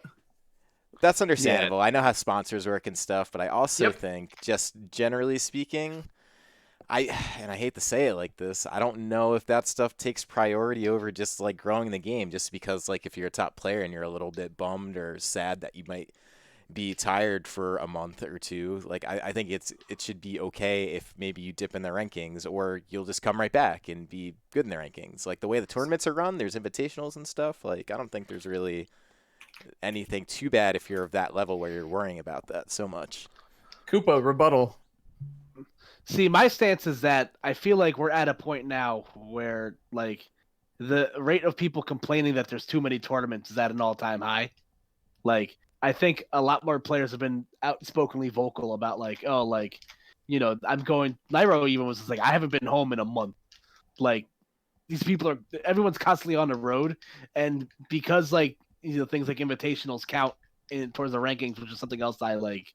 Like we already obviously talked about that to death, but like I like because like everything has a potential to count for a PGR thing. Like I feel like a lot of people like you can kind of take a lot of the heat off of like both yourselves, like the PG stats as well as like the players themselves. It's like it doesn't even have to be like a long off season. Like the baseball off season, like considering the fact that there's a game 7 today, like baseball will be back in like 4.5 months. Like I don't think people are like I don't think asking for like maybe like a month where tournaments do not count, like what they tried within or like I think they tried that at the end of Smash 4, right? Or like at some point. So the PGR comes out and says, "All right, guys, we've decided the off season is in August. Thank you very much." And now all of a sudden, Shine goes, "Well, wait, what the fuck?" And SmashCon goes, "Wait, what? You say August? What the fuck? That's the off season. Yeah. You just screwed us." So obviously they wouldn't choose August. That was an extreme example to prove a point. Sure. But the thing is, there's also the whole TO angle of it. If I'm planning an event for March, and then suddenly PGR goes, yeah, it won't count for the PGR, so no one's going to go. I think you would get significantly less top player representation, which means you'll get less representation at all levels. So it's tricky. It's tough territory. I think if you're a top player, negotiate it into your contracts and make sure you're taking care of yourself above anything else, that you can have a weekend where you get to relax and either just stream and chill and have some fun watching and playing games or doing something else, because it's not reasonable. It's not realistic to go to tournaments every weekend because you will burn out very quickly is how I feel. And I don't think it should be on the PGR to set those boundaries. I think players can do it themselves. Yes, because that's the thing is like you're not really saving anyone from anything necessarily. I mean, there's going to be events going all over the place, and there's going to be all different kinds of players. If the concern is that your sponsor is going to drop you because you have like maybe a month's worth of just lack of results, then I think that's a sponsor problem / personal problem. Sure. Yeah. I don't think any sponsor would say no to you asking for a weekend or two off once every like month or two. And if you got to work on that shit. Yeah, then they're probably not the right sponsor for you. I want people watching Smash streams, man. I don't want the game to just die for a month. And if it takes global rankings to be the motivator behind that, then like I said, I'll play devil's advocate to both of these. Sure. All of these questions. Do you think a month off could be healthy for the competitive appetite for the game? And like if I don't have Smash for a couple weekends, I'll be like, fuck, I really, really want to. Like, how cool would it be? I'm Shidang. I run and own Shine. Congratulations to me. I just got told by the PGR that there's now a 4-week-long break leading up to Shine. Do you know how fucking pumped I am that everybody is going to be watching because they're going to be so excited and so ready to watch some Smash that whole weekend, and it might just be a good thing for the scene. Do you think that is a possibility? I think so, because like if you plan it properly, like I remember back, I started watching competitive Smash like in 2013, 2014. So like it was back in that time where like there was only like 5 or 6 like major tournaments a year for like Melee. There's like Genesis, and then there was like a large break until whatever it came in like the spring, into another large break in the Evo, into another large break in the Big House, or like whatever else might have been that weekend. So like I feel like if you like plan the off season properly, because like look at the NFL. Like the NFL has become a year-round sport because people just like can't get enough of it. Like basketball has become a year-round sport because like granted like those are a little bit different because like there's also the allure of free agency in those sports where like you get to see like those those household names that like swap teams and like all that other fun stuff. And Smash just isn't that sort of a sport. It's an individual sport. So I definitely think like it could be beneficial for the TOs, but playing devil's advocate to myself, like I don't see it happening like you said, because I feel, unless you like incentivize it where like they won't count for PGR brackets, but like maybe those are like maybe that's when you have your like big like super duper big prize money like tournaments. You know what I mean? But then everyone's gonna wonder why that didn't count for rankings because there's all the money involved.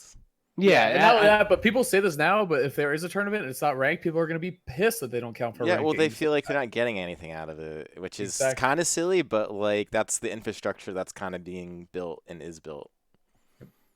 So, final verdict. What do you guys think? Overrated or underrated? Overrated. As a want. Overrated in this opinion, though. I'm gonna say I can't say rated because like then Nope. that'd just be I will. That's the point of the show, dude. Yeah, That's a point. That's why I love this segment because you have to. You pick a have side. to, yeah. I'm forcing. I I'm love for it. it. That's I'm why I watching. thought it was great. I will listen to too much Golic and Wingo in the morning, so I'm used to being able to push. I will still say underrated because I feel like Smash still hasn't technically like experimented with it yet. I feel like it's a stone that could be like unturned and like could benefit some reward, like whether it be for like Sure. player betterment and like also just kind of building up the hype for your own product. So That's fair. Try it That's what out. I'd say. Try it out. See what happens. Right? Like try it nice and easy, and try one weekend off where there's no Smash, and that's just in the middle of the season, and that's happens 2 or 3 times a year. What's the harm in that, right? Yeah, everybody has an So- off season. And everybody does off seasons in college. Hey, like, I no one's mean, gonna judge it. it's just a game, you know. It's just, but it's also, let's point out, it is a good problem to have. The fact that we feel like there's a lot going on in the scene is good, and I feel like the need and wanting to control it and feel like things aren't crazy every weekend is also good. So I think trying to find a good balance is an important thing, and that's where I'm leaving that one. Cool. That's All cool. right. All right, next, we'll do a lighthearted one. Over or underrated the Smash Ultimate theme song? Now that we've had some time to sit with it Ugh. and really take it in, I think I have Chris's answer already. Yeah. We actually had this discussion like a couple weeks ago, Chris. Yeah, we did because I kept really? hearing it, and it was I think it was in Helix. Yeah, no, it was it was in Atlantic Oh, it was, yeah.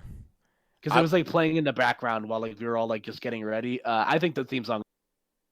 Wait, you cut out right at the part that we were supposed to hear. I think it's overrated. Yeah, it's severely overrated. I was tired of that song like after 2 weeks. That's an easy one. And the fact that there's multiple versions of it, as like even if you beat the game, that god awful World of Light mode that takes a long time just to get the menu music. Most of those songs are derivatives of that main theme song anyways. I'm just tired of it. That song's overrated. Koopa. It's overrated. I feel like the other theme song's better now that I think about it. I still think it's good, but I also think it is overrated. People lost their minds. I didn't get it, and I still have that. Opinion, so there you go. It was good when it came out. It's just like people used to love the Macarena, but like you don't see people jamming anymore.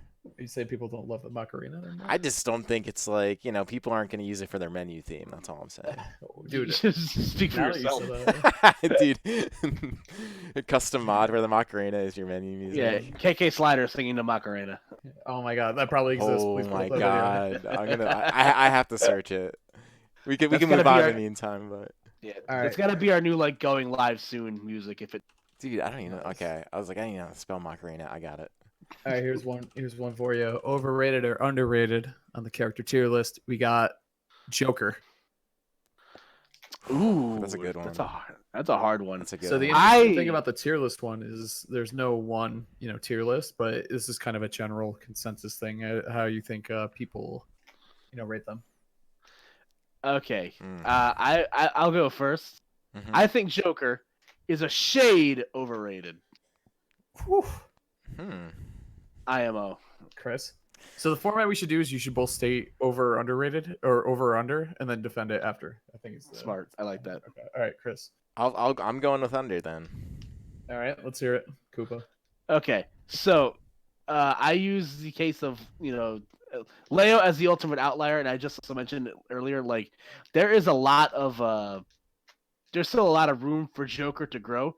It's kind of a one-man show right now with Leo. He's literally the only one. Like, how many tournaments have you seen like this past summer where it's just like, oh, like, out of all the people that qualify for top like 32, only one Joker qualified, and that one Joker was Leo. And I also look at it in the sense of just like how the meta has like shaped for Joker. And while I think his results are obviously very strong, if you look at it compared to like other like Smash 4 DLC characters like Cloud and Bayonetta like just like ran house for forever, and Joker like very clearly has matches where he loses. Like, like characters like Mega Man, I think he probably goes even with Palutena or like the other top tiers. And, there's a plethora of like poor matchups for the character. Whoa! You think Joker has many poor matchups? I think he has a handful. I think he has more than like, Ooh, I'm spicy. yeah. I mean, it's also like a product of like, like I'm just looking at the other top tiers from like Smash, like Smash Christmas Past, where like, characters like Cloud and Bayonetta like went even with some characters lost to like maybe one or two, and like kind of just like invalidated the rest. I think there's definitely like, as the meta develops, I'm sure there's going to be an obscure matchup that pops up for Joker where everyone's just like, wait a second, like what's going on here? Like Mega Man was kind of that character for a while and like still can be. So I do think Joker, like he's still incredibly good, but I do think he's a shade overrated. So, all right, I guess my one argument is back air, our scene back air. It's just and all realistic. Like I'm just thinking, like the amount of times I've seen, Joker in high level play, which is a lot of times because the number one player in the meta right now plays him. It's if you're watching a match and your opponent has to actively camp out the character during a certain duration of time just for an ability to go away, that seems like a big problem. And that seems to be like the only way to really deal with like a mechanic of the game like arson. And I do think this is kind of multifaceted. I do think that sometimes it's made to be a little big deal, and I actually can agree with Koopa quite a bit, where maybe it's not as polarizing as something like Bayonetta, where you don't see a lot of them, and it's not like a quick pick up and easy play.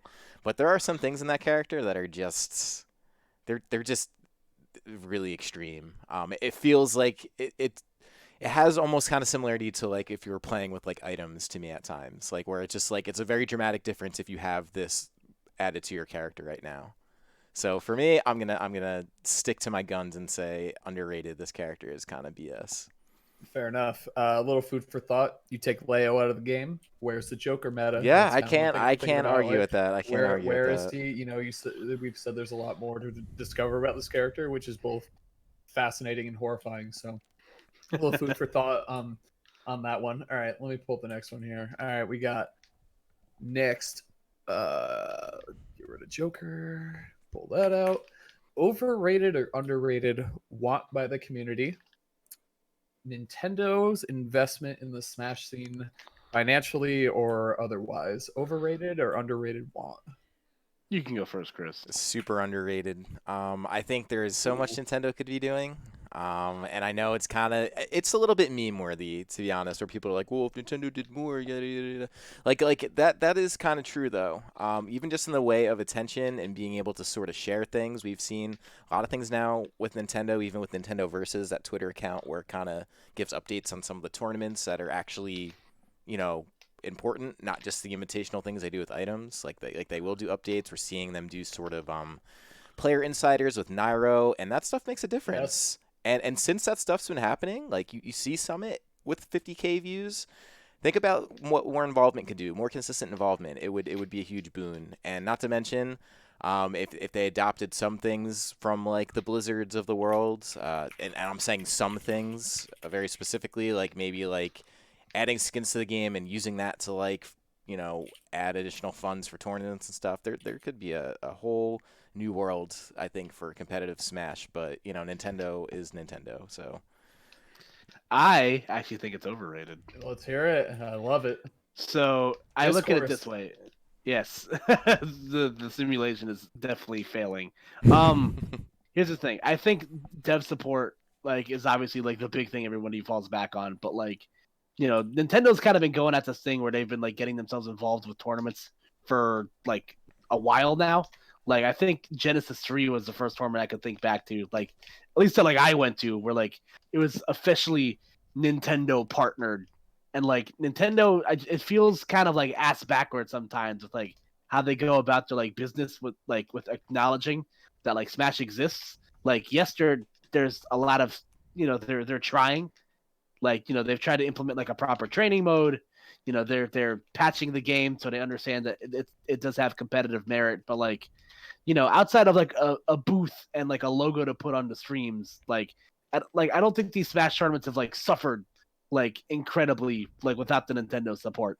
Like, is what I'm getting at. Like, I've been to plenty of tournaments that have been Nintendo sponsored.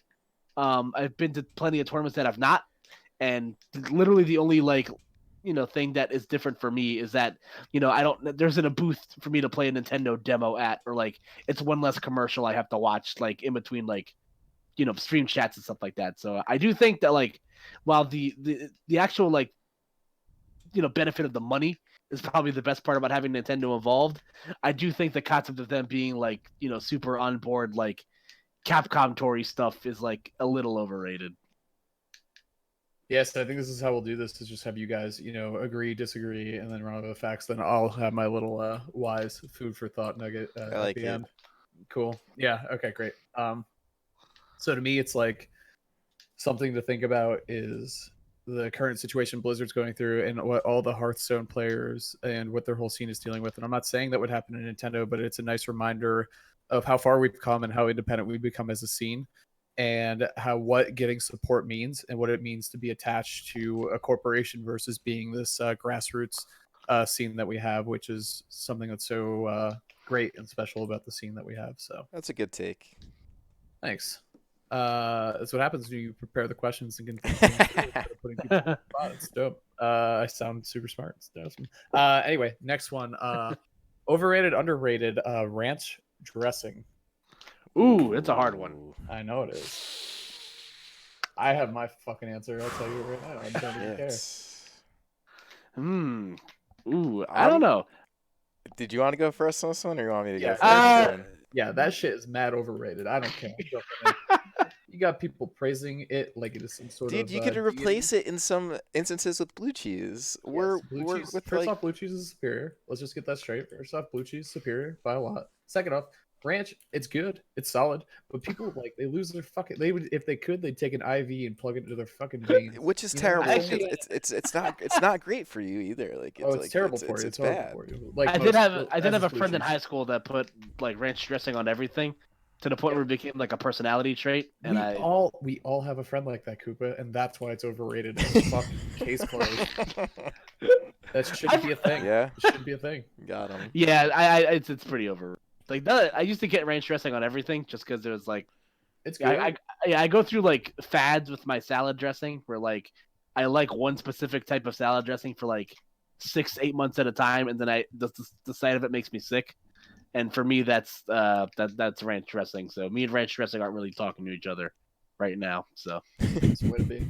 It's okay to like it. It's not okay to be like, oh, what are we having? We're having ice cream. Bottle. Yeah, I'll take some ranch. Do you have any ranch? Yeah. It's terrible. It's terrible. All right. Next. All right. So ranch overrated. We decided. The council has decided. There you go. Next, back to the characters. Overrated or underrated character move? This is kind of an interesting one, so think about it. But Donkey Kong's cargo throw and combos out of them. Underrated. I gotta say it, because dude, you can't even mash out of that. Like, he holds you tight. Like, if he's running off stage and he's throwing you to death, you're dead. Like, I'll even go a step further and say that Donkey Kong as a character is underrated, because like I get so frustrated fighting Donkey Kong, like in any facet of the game. Because like, I tried. Just run away. You can't do anything. And throw him at the ledge and never let him leave. Wow. He'll just do that thing where he shrugs at you. I love that. Great classic taunt. It's just like odd. Like he just met like the dash attack, the cargo throw shit, like back air. The fact that he just fucking spins at me sometimes, and I'm just like, I can't do anything about it. I just have to hold the L. Like, God, it's just, I didn't know. Didn't know you were a DK hater. That is new information. I love that character. Cannot stand Donkey Kong. I'm gonna tell you guys, especially since you both went underrated. I'm gonna say overrated because I think the devs looked at that and they were like, that's going to be his thing. He's going to be a grappler. He's going to do a lot of damage off the throws. His advantage state is amazing, but it's overrated because it didn't compensate for all his weaknesses. I think getting trapped at the ledge, I think his recovery, having end lag, I think it's all terrible. And I think it's overrated because they focused on that aspect of his gameplay and not anything else. Fair point. Yeah, I just hate fighting Donkey Kong. he is a niche character, but that's why I think we were talking about having multiple characters in this game and counter picks just earlier. So He's like bottom 10, man. He's bad. yeah, he's just a big boy. He gets hit by everything. He's one of those characters that has been the same since N64, and he needs an overtune. Like Kirby, I feel like Kirby's the same way. Yeah, that's true because you see like Mario's gotten different moves since. Well, look at goddamn like Bayonetta compared to any of those characters. Like Link's a totally different character now. Or like just changed up enough. Yeah, like a fresh take. Give Sonic the shield. Nope. Nah, let's not go crazy here. Moving on. Speaking of Sonic, actually, I did have one. Sonic Adventure Battle 2, overrated or underrated? Overrated. Don't at me. Ooh. Wow. I thought for sure you wouldn't say that. That's like I could almost call that a hot take. Let me explain. Let me get on this soapbox that I've kept so neatly put together. I actually went on. I died on this hill on one of Nairo's too, so I'm willing to die on it again. So here's the thing. In regards to Sonic Adventure 2, I only enjoy 1/3 of the game, and that's the speed levels. Good. It's 33%. Think about that. That's not good. The speed levels are fantastic to play through again. The treasure hunting levels are gimmicky, and the later levels of the game are like absolutely like stupid, like Mad Space, like awful. One of the worst video game levels I've ever played, and I cannot stand for the life of me like the level like the fucking mech sections with like Tails and Dr. Eggman, because like I just want to play as Tails. Like, why do I have to play as Tails in a robot suit? Like, this is horse crap. Fair. I don't want to do this. Fair enough. Like I think the game and like also like mechanically, I think the game hasn't aged like horribly well. Like I think like a lot of those like mid 2000s like Sonic games like haven't aged like fantastic. Like I actually prefer the original Adventure over Adventure 2. Okay. Just because I like having, I also like the concept of the overworld. I think I just like that better in regards to like story progression. And the only other one that I like, and Sonic Heroes is the only one that comes to mind too. But like I have like a soft spot for that game. So fair enough. So I think I'm gonna say. I want to say overrated, but I want to argue the other counterpoint, but not for the reasons that you think. I think it's underrated mostly because it comes from an era of games that I look at as like truly unique. So it's like even as I'm looking at this gameplay right now, you don't really see a lot of just like adventure sort of like games like this as much, especially ones that play like this. Like well, yeah, I mean probably because they didn't do so well. But like a lot of the Sonic games are traditionally just sort of bad. Outside of like the 2D ones, a lot of them, and some of those are bad too. And Sonic as a franchise, and I'm sorry, Koopa, you cover your ears if you want. They're bad games. There's some very, very good games in there, but what I will give it a lot of points for is the era it came into and the fact that there is quite a bit of charm of playing through a game like this. Like this was like an era of games I don't think you could duplicate, mostly because even just like it was at the beginning of like when you could make 3D games. So even like things like glitches and things like you just don't see that anymore. So I do think that there is a lot to be had in playing this game. So I'm just gonna say underrated because you should all go back and play this era of gaming a lot because it's worth it. So my take is a little bit from Chris's book, where I think Sonic games in general aren't overall not great games. I think this is a good Sonic game, but I think it's not a great game. I think it has a great soundtrack. I think it was yes. has a great mini game and a great intro level. Chow Garden's great.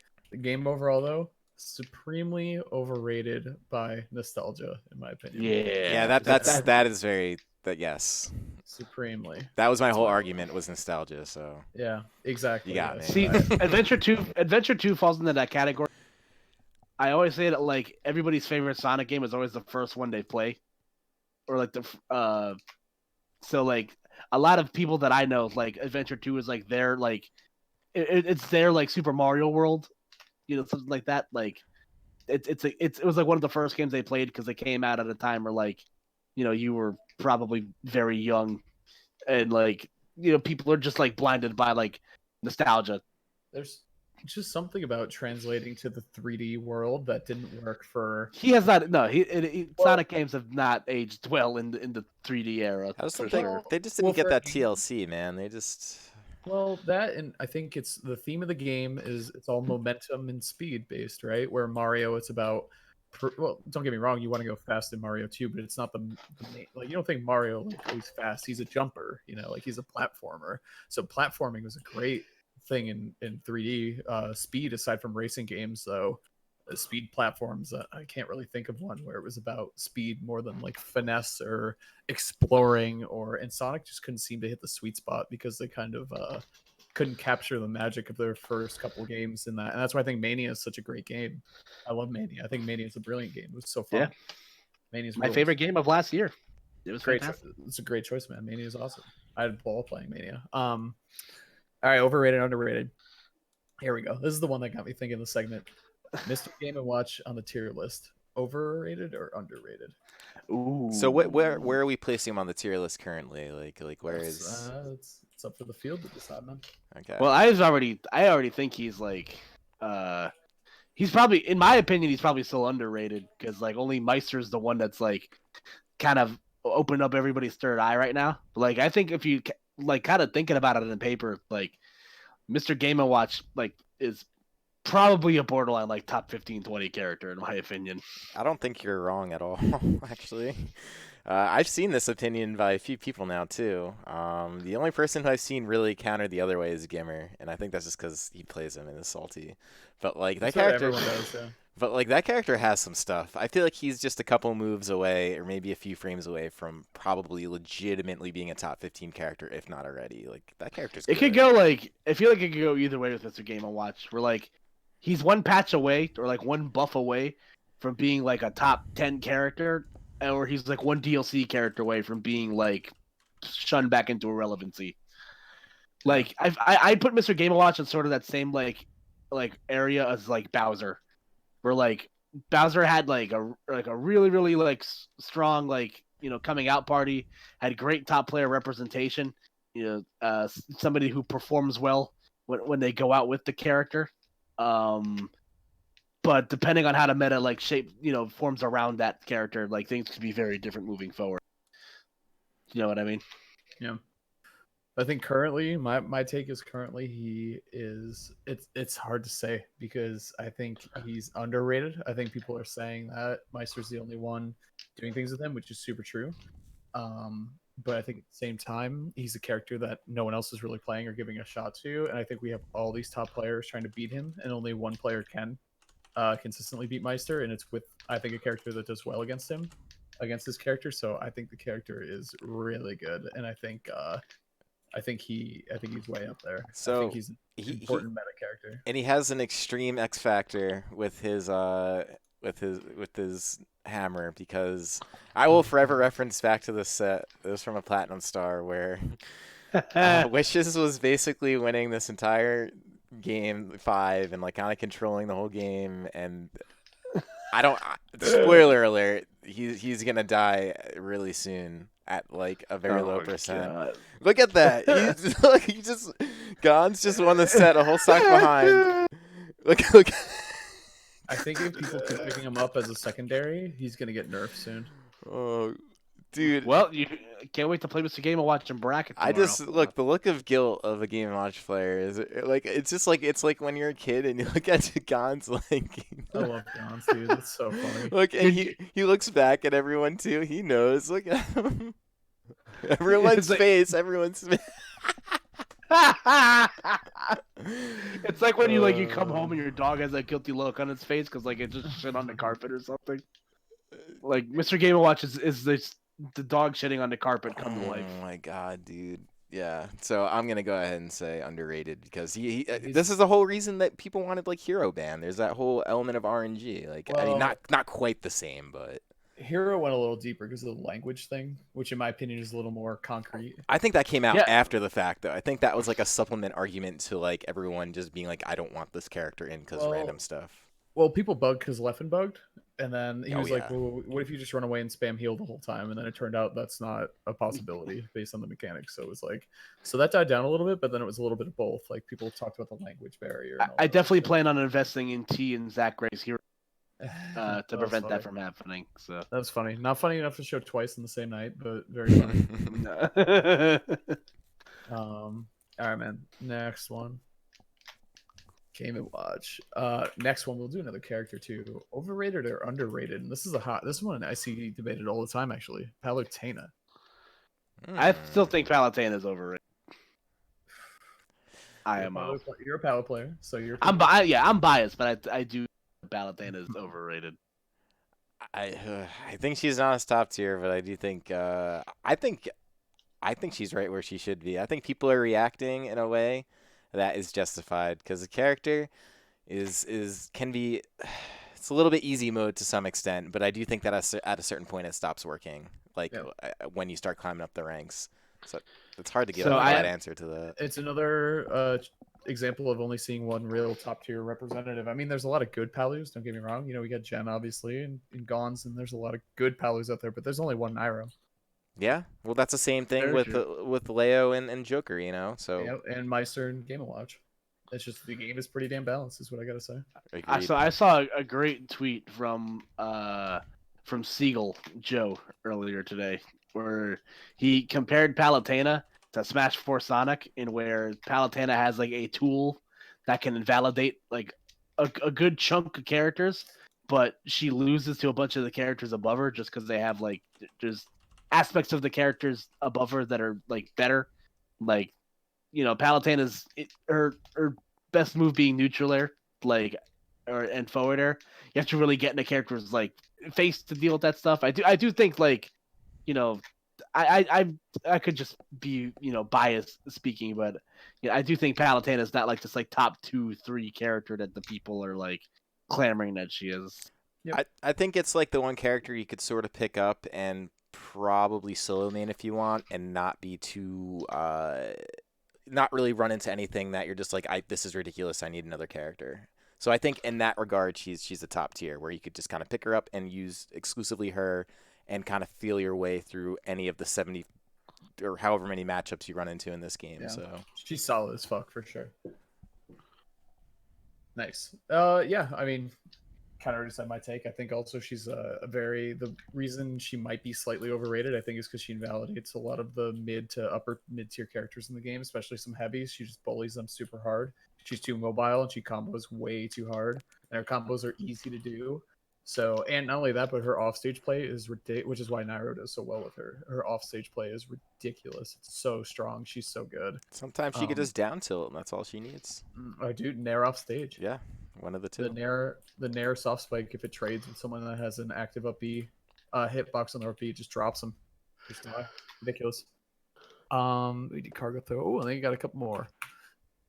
Oh, I got a real banger for the last one. Really put you guys on the spot. The last two actually the last three. Buckle in, boys. I'm ready. All right. Overrated or underrated in Smash Ultimate coming from Smash 4 as a whole. The SoCal Smash scene. Public perception. Ooh. Overrated by a lot. Sorry. I gotta say it. Spicy. Koopa.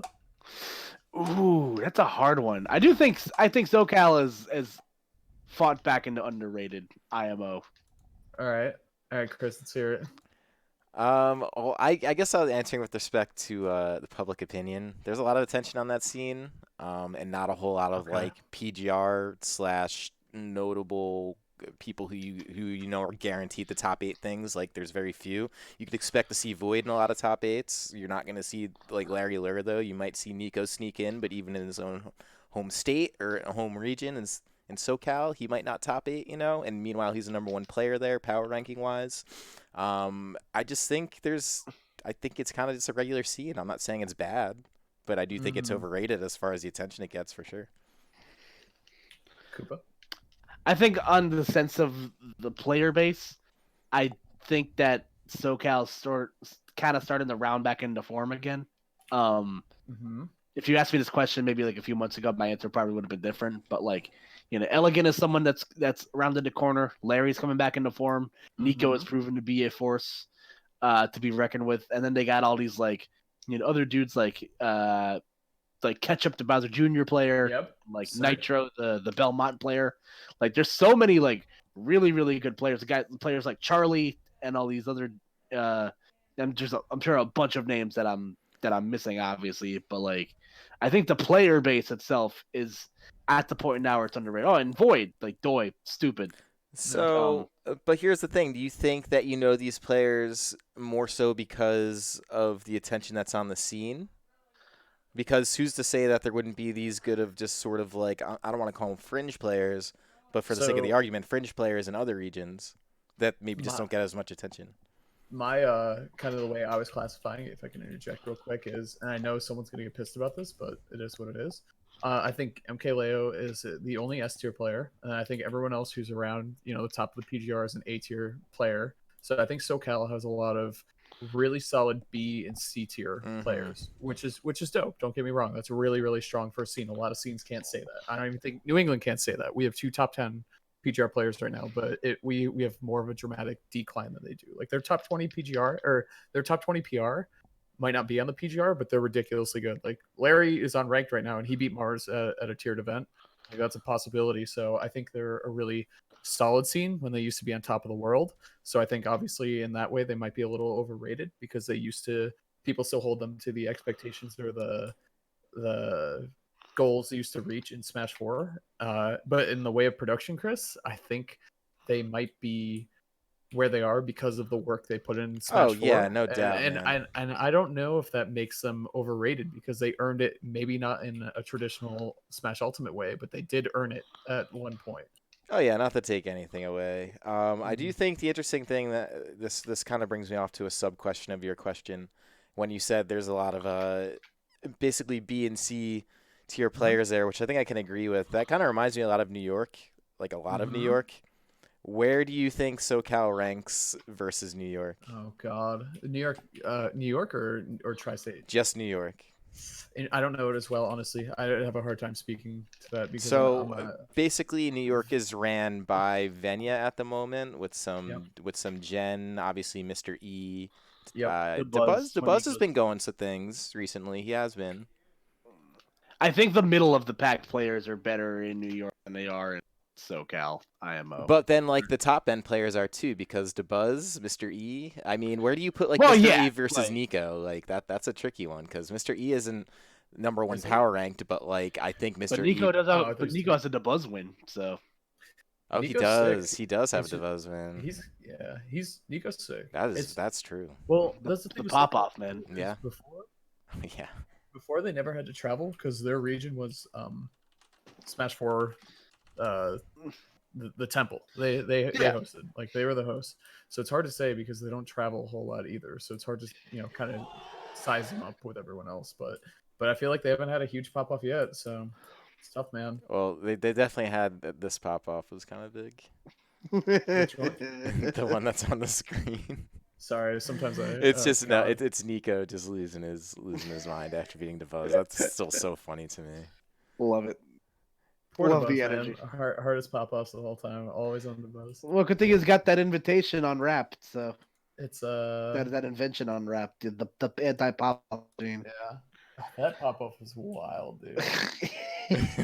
So it's hard to say. I feel like they're just kind of right now in their awkward teenage phase, and I feel like they're too good and they have too much raw talent, and they just have to start working.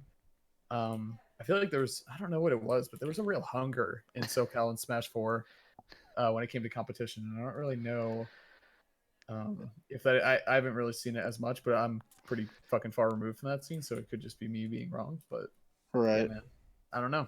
They're definitely not as strong as they used to be. That's just facts. All right. Yeah, so that could what do you got as a finale? You promised a big one. Oh, I have 2 more. Oh, okay, go finale. For it. I'm ready. This next one's a little light. Spider-Man Into the Spider-Verse. Overrated or underrated? Ooh, That's underrated. That movie's incredible. Yeah, I think I agree. Animation, the whole presentation, that thing has The got it going soundtrack, on, man. oof. That movie has got it going on. I agree. My line was you can't underrate perfection. Basically, I think it I was agree. so important for inclusion in the superhero scene, for different styles of art and expression in such a big popular media format. I think it's even my like if I was going to play devil's advocate, I'd say people were acting like it was a religious experience seeing that movie and like how it changed their lives and shit. But it legitimately is out here changing lives just because of how the movie operated and it's just underrated. I think it presents itself exactly in the way that it's supposed to, as far as like how it comes off. It's an animated film, but it looks like you're watching almost flipbook at times, the way that like animation is like slowed down frame rate wise. Incredible. Yeah, comic book, bro, which is beautiful. It's a beautiful looking movie, and like everybody should see it if you haven't already. Yeah, severely underrated, because I actually kind of stumbled across that movie and didn't really watch a lot of reviews or see a lot of reviews before, and then I watched it and I was like, holy crap. Yeah, no, that's true. All right, man. Last one, spicy. Tweak over or under third on the next PGR. I wrote second, but obviously one is I think Occupado, so you can't say same rating. So Could you repeat that one more time? Sure. Tweak over or under third on the next PGR. Ooh. I'm still gonna say.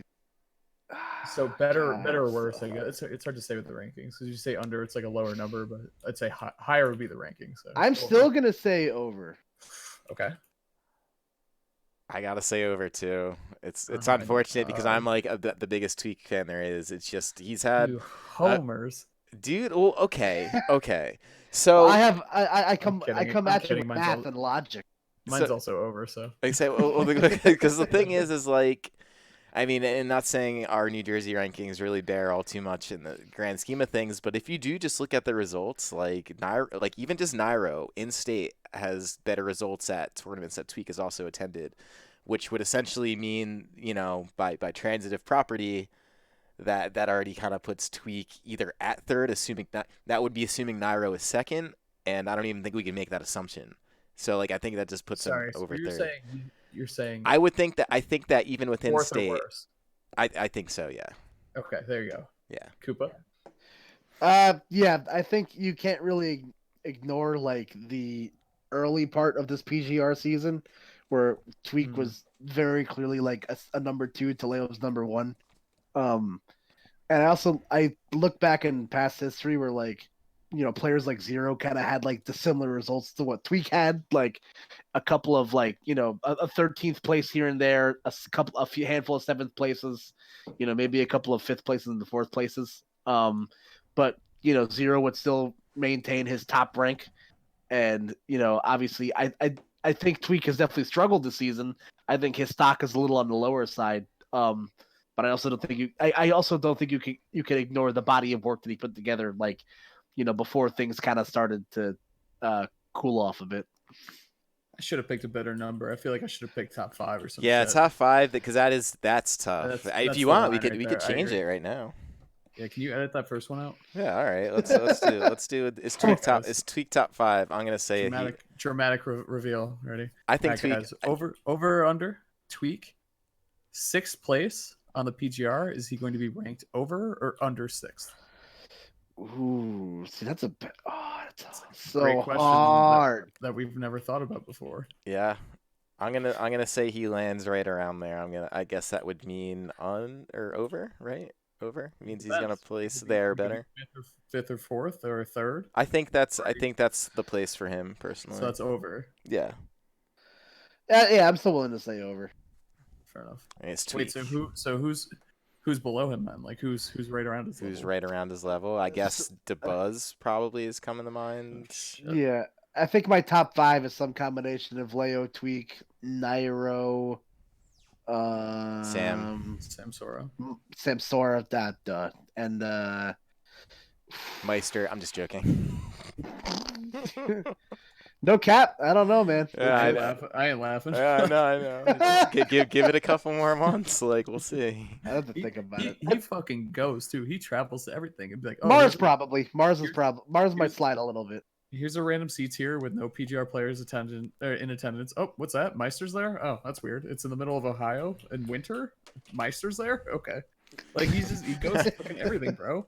Look at us. Who would have thought? Who would have thought? It's my turn. Game and Watch. Not Yeah, me. I think Mars is a solid 5 on my list, right? Yeah, That's how I feel. the So, kid, definitely possible. Yeah, I would say I do think Tweak is definitely a top 5 player, easy. But I think this particular season has been a little rough, and I think people that he were over, i.e. the Nairos of the world, who has been on such a come up in this last season. Yeah, he's just it's how the results have kind of shown, man. Damn, maybe the SoCal one was spicier than that, just because the facts are there. Like with results, like number based and like less opinion. It's kind of like, I guess you could, if they're closer, you can kind of argue. There's still some opinion here because there's wiggle room, yeah, there definitely is. It's just I think you made the statement pretty clear earlier, and I think it was a good statement where it's like MKLeo is probably the only S tier player, and I can't remember the last time aside from I don't know. So who do you thinking about like dominant Smash players in history over the course of all the games? Like obviously there was Zero in Smash 4. Zero, Armada in LA, Isaiah in N64. Yeah. Like, cause all those guys were definitely well and above. So where would you put Leo in all that? Like as far as like being the best at the game and sort of clearly there. The game is too young, I'd say, to compare. Those guys, we're talking about legacy guys who held the throne for years and years and years. I think on that merit, though, it might be like quality over quantity, because when Melee was first being played, you'd enter majors would be, I don't know, 80 people or some shit, right? And not everyone was even close to the same levels they are now. So Leo competing against the biggest field of all time, with the biggest character diversity, with the most balanced game, and doing this well, he's fucking up there, man. Not only that, but he was number 1 in Smash 4 when Smash 4 ended after Zero. Don't forget. Very true. Yeah. So yep, I definitely agree. I think Leo is incredible. Yeah. He's fucking up there, man. He's way up there, and he picked up many characters in this game to make it work for him so far. And he's the pioneer of Joker. Like that's facts. Well, Armada was the pioneer of Peach, which was incredibly impressive. Peach is like, you'll see Peach in top 8 of Melee. Like to be fair, you can look at what Leo's done meta wise for a bunch of characters, and like you could replace Joker with Ike. Like Ike has significantly fallen off the bandwagon. How about Meta Knight in Smash 4? Yeah, he was a joke. Yeah, well, especially compared to where he came from. I mean, yeah, he was. Meta Knight was pretty jokes. That sucked. Actually, but before we finish off, kind of on the topic of the idea, Glenn had this tweet that I actually kind of liked. I'm turning it on. I can't do this. I gotta go. Basically, who's liked it? It was Glenn. Yeah, who's Nairo's overall best ever main? Smash 4 ZSS winning handily. No, it's Meta Knight. Yeah, dude, it's in his tag. I mean, come on. Meta Knight. It's Nairo Michael Kim. I mean, Meta Knight. Nairo Monster Kingdom. I still stand by he would have been one of the best Cloud mains of all time if he was able to commit and follow through on that. But I think he's just most famous for his Zero Suit, because that's when Smash was getting big and when he was big and who he beat Zero with. Like, I think that's just more of an association thing. I think his best was his Meta Knight, dude. His Meta Knight was fucking nasty. Well, not to mention Meta Knight was just Meta Knight. Yeah. I missed the Nairo Dark Pit IMO. Robin. The 3DS Robin. Iconic. A fan. The Smash Ultimate Pac-Man on Wi-Fi. Oh my god, dude! You get your choices, man. Nah, Nairo hit me with the Dark Samus once at his house, and that was pitiful, and I wanted to cry a lot. I hate Samus. I think that's a good character too. Because we didn't even talk about Syndicate. That was a dope tournament, and I was fucking talking about it was a Summit. Oh, true. Yeah, that happened this weekend. Syndicate ruled. I watched the whole thing. It was fucking awesome. The EU scene is real, and they're hungry, and they're gonna keep getting better, and it's gonna roll. And they get a circuit. Like I'm so excited for them to like thrive and like be able to, generate some press for themselves without having to spend thousands of dollars to come to the US. Yeah, that is good, and that's sort of like things like that, kind of going back to the off season. Like I was just gonna say, I bet you were so fucking pissed listening to us complain. Oh, there's too many S tiers. Yeah, exactly. Like, cause then you're gonna, you'll see these guys in like that time take advantage and like, oh, they deserve it, dude. Everyone shouldn't have to travel to a certain place, and that was the original problem with like invitationals. I think that I had, but can be combated. It's just like, I don't know. why can't the rankings just count everywhere and not necessarily be reliant on specific things? But I don't know. I see all the arguments. I'm not stupid. I'm just objectively saying. I know. This man quick, by the way. If I ever had to play him in tournament, I would just give up. There's no way I'd play against this guy for two full. No fucking way, man. I would just quit. I'm good, man. I just ate. Thank you. Yeah, it was fun. We could play friendlies, and like pretend like we're playing, but yeah, or go with someone else though. Don't go Samus. I'm not fighting that character. But please watch the top 8 of Syndicate if you haven't. It's an amazing top 8. Gluttony, Light from Europe, the much taller, more muscular version of Light that they have over there. Also great Palu. They had many different characters come out in the top 8. There was a Richter. There was Light went Isabel. Samus obviously made top 2, resetting against Gluttony. Spoilers. So yeah, it was a crazy top 8. Please watch it. They deserve much more attention and credit than they get. Them and Canadian Smash. People I'll stand up for all the time, especially Canadian Smash though, because they have like 4 of the best Kens in the world. So oh boy, here he goes. Seeing the difference in metas from one country to the next is actually really cool to me. Mm-hmm. Just the different characters that says so much to me. Shout outs to my dude Ben Gold from Australia. Like, yeah, I think he cut that out though, because he went here for a while and like he did pretty well, but like not, probably not as well as he wanted. So I saw him recently because, dude, I've been following that guy for years. Remember when I randomly went out to Australia for business? I met him and we followed each other, and then like, Coney talks about him, and everyone wants to be his best friend. It's like, oh, well, I was on the Ben Gold train in Smash 4, so damn, dude. Who's cool now, Coney? No, I actually had no idea you went to Australia. It's still Coney, dude. It was awesome. I'll have to show you the pictures. It was like 4 years ago. Oh no, wait, that's that one picture of you like petting a capybara or something. Oh, the koala, yeah. Yeah, I made a meme out of that. That's it's a dope picture. It's dope. Yeah, I'll pull it up. But yeah, for sure, I'm about it. But he went back. Ben Gold went back to Australia, and he retweeted results from a weekly he went to, and he literally went like 18 characters, and I did not see K. Rool on there. Like he came here trying to prove something or whatever, or like trying to do well with K. Rool, and he left just like soul searching. We had an Australian transplant here for a while, New Jersey. Oh yeah. He was like the 5th best player in Sydney or something like that. And I can't remember the tag. Joe. It was Joe. Yeah, he played. Was he Palu? No, he played Zero Suit Samus, I think. I think you're right. Yeah, he was at DNA. Zelda. Mm-hmm. Some obscure ass fucking character. It wasn't. I don't think it was Zelda. I think it was like someone like ZSS. No, I think it was Zero Suit. Now that I think about it, it was Zero Suit. The best kept secret in Australian Smash 4 was Wave Guider. Was this guy's name? He was the Greninja player. Greninja and Greninja Wii Fit. That dude was sick. He was so good, dude. Shout out to Greninja Saga. Oh, did he? Oh, that's right. He did go to that. Yeah. Yeah, that's crazy. You said or Zelda, and it turns out that Joe played against Ace Attorney as his ESS. Oh, that's what it was. I was just having a fever. Yeah, nice. Let's go, Brain. Cool. So that covers pretty much everything we wanted to talk about. This was a meaty podcast, but I'm sure you guys are going to enjoy it, especially because, give or take a couple of days if the rumor is correct. All this is probably going to be outdated. But we'll see what happens. So I am optimistic because mostly I just want to play Terry. I like playing the DLC character when they come out, just like get the feel for it. I might sell my soul and main my soul character, which is a man in jeans. But before we get out of here tonight, we'll go around the horn and do our thing. So if you like me, follow me on Twitter at KoopaNJ. I'm going somewhere soon. The Tri-State Showdown's in like 2 weeks. So next weekend. Yeah, catch me there. And who wants to go next? Yeah, if you like me, find me at CSantaZX. I'll be honest with you, my retweets pretty good, man. Give you a good fire. laugh. Pretty good. Are you retweeting me? Actually, I think so. Sometimes. Did you retweet my Idris Elba meme with Mars getting killed at like 80? That was pretty funny. I don't think I saw it. I have to check that out. Dude, pull it up on the pod right now. All right, hold on. Let me do It's that. hilarious, bro.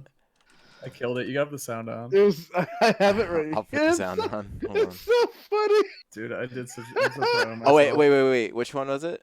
It's you'll see Zero Suit fighting Jokers. Like Oh, for some reason I was thinking it was the Squirtle saying "ow" because that is probably the funniest thing I've ever seen. That was also really good. Wait, is it against MK Leo? Yeah.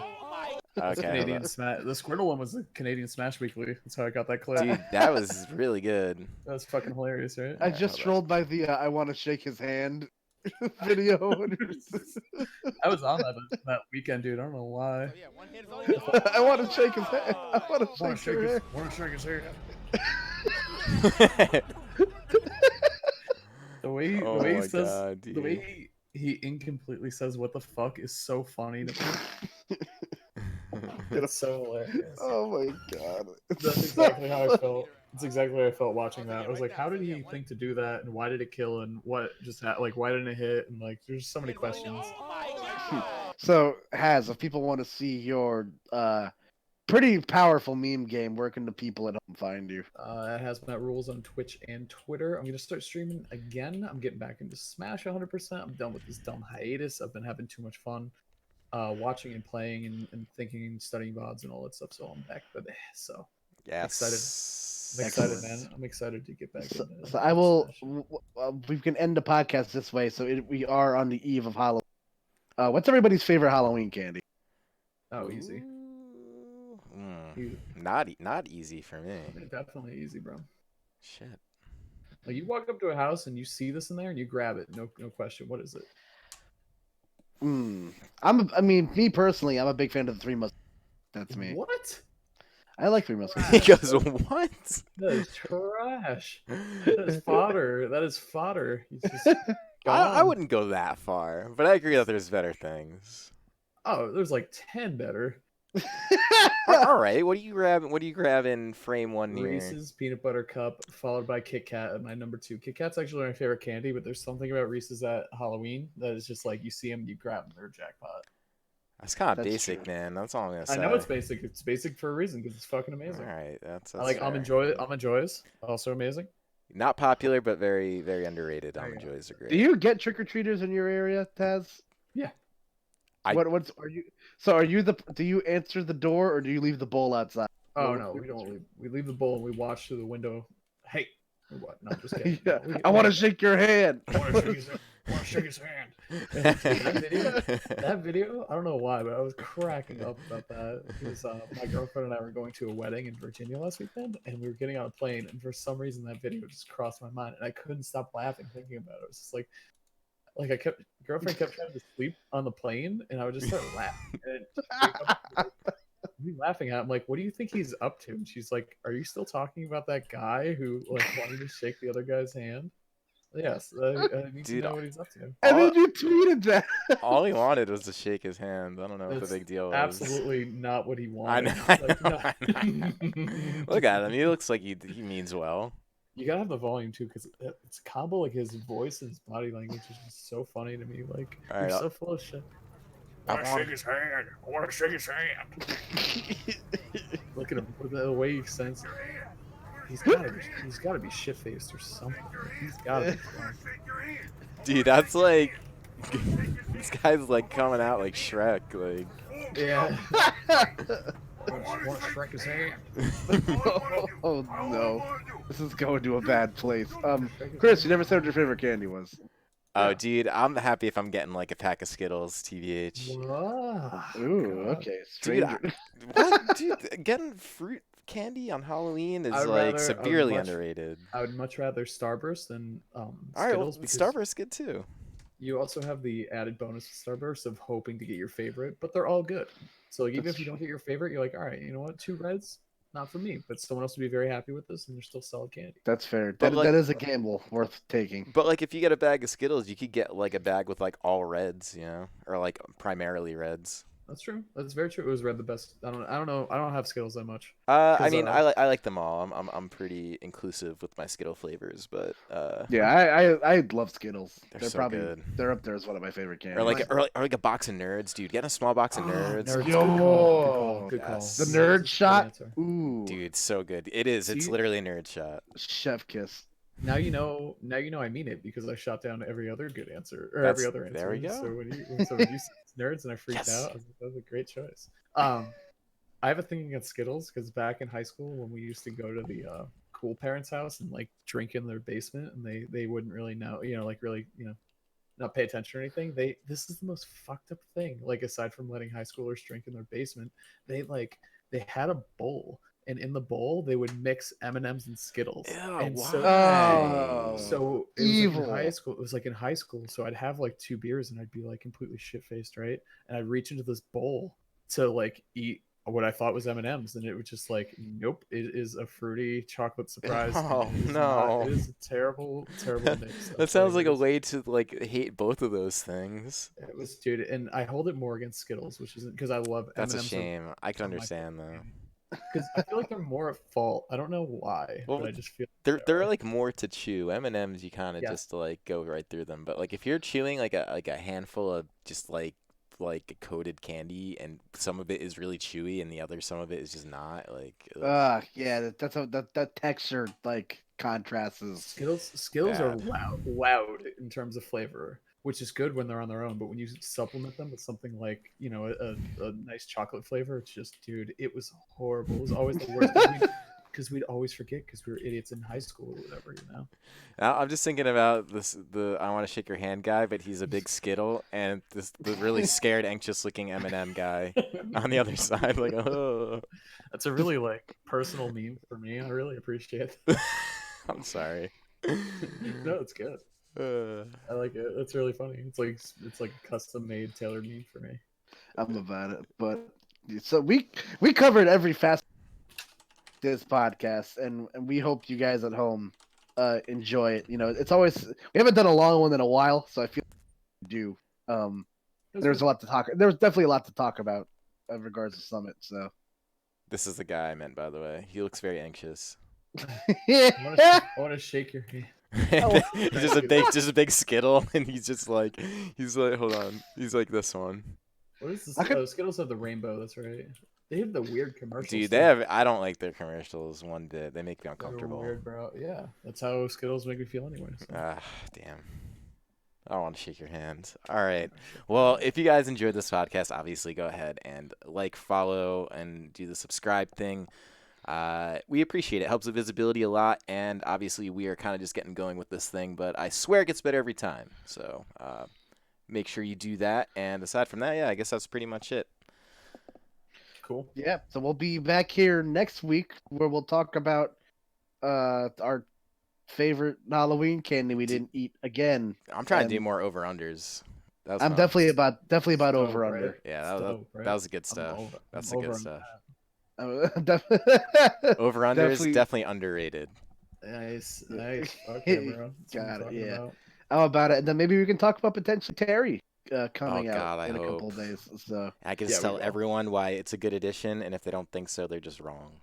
And if they're not, if they say no, then they're not boomers. That's for sure. No. That's a boomer ass character right there. that is Yeah. definitely it. I gotta go. That's like a deep.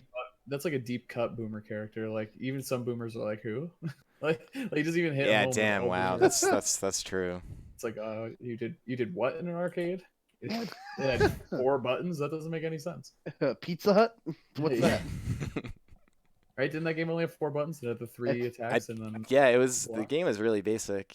Yeah, we had the whole episode about it, but yeah, basically, the first Fatal Fury, you just could play as 3 characters and very limited mobility, moves, all that. Was it Terry, Andy, and Joe Higashi, Joe, the Who- guy with the tall hair. tall hair, and just like short shorts and was, like, like shin goofy. wraps.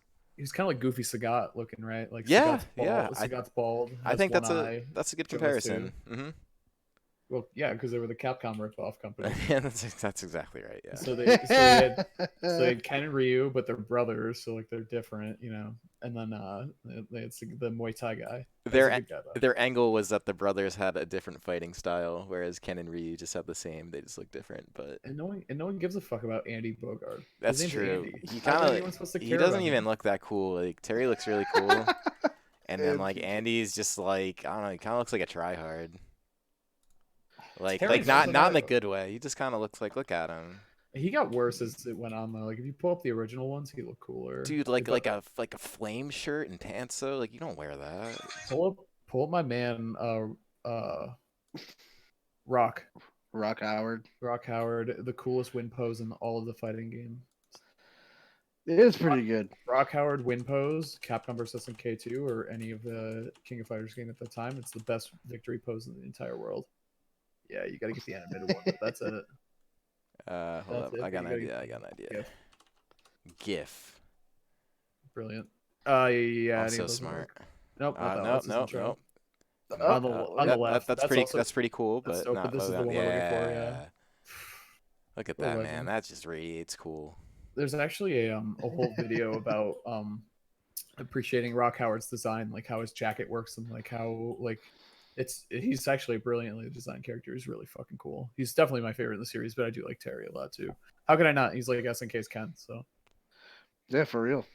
Pretty much. Your blonde hair is almost. Just ignore that PR graphic. Anyways, yeah, that's gonna do it. Catch us next episode. But other than that, we had a good time. See you on the flip side.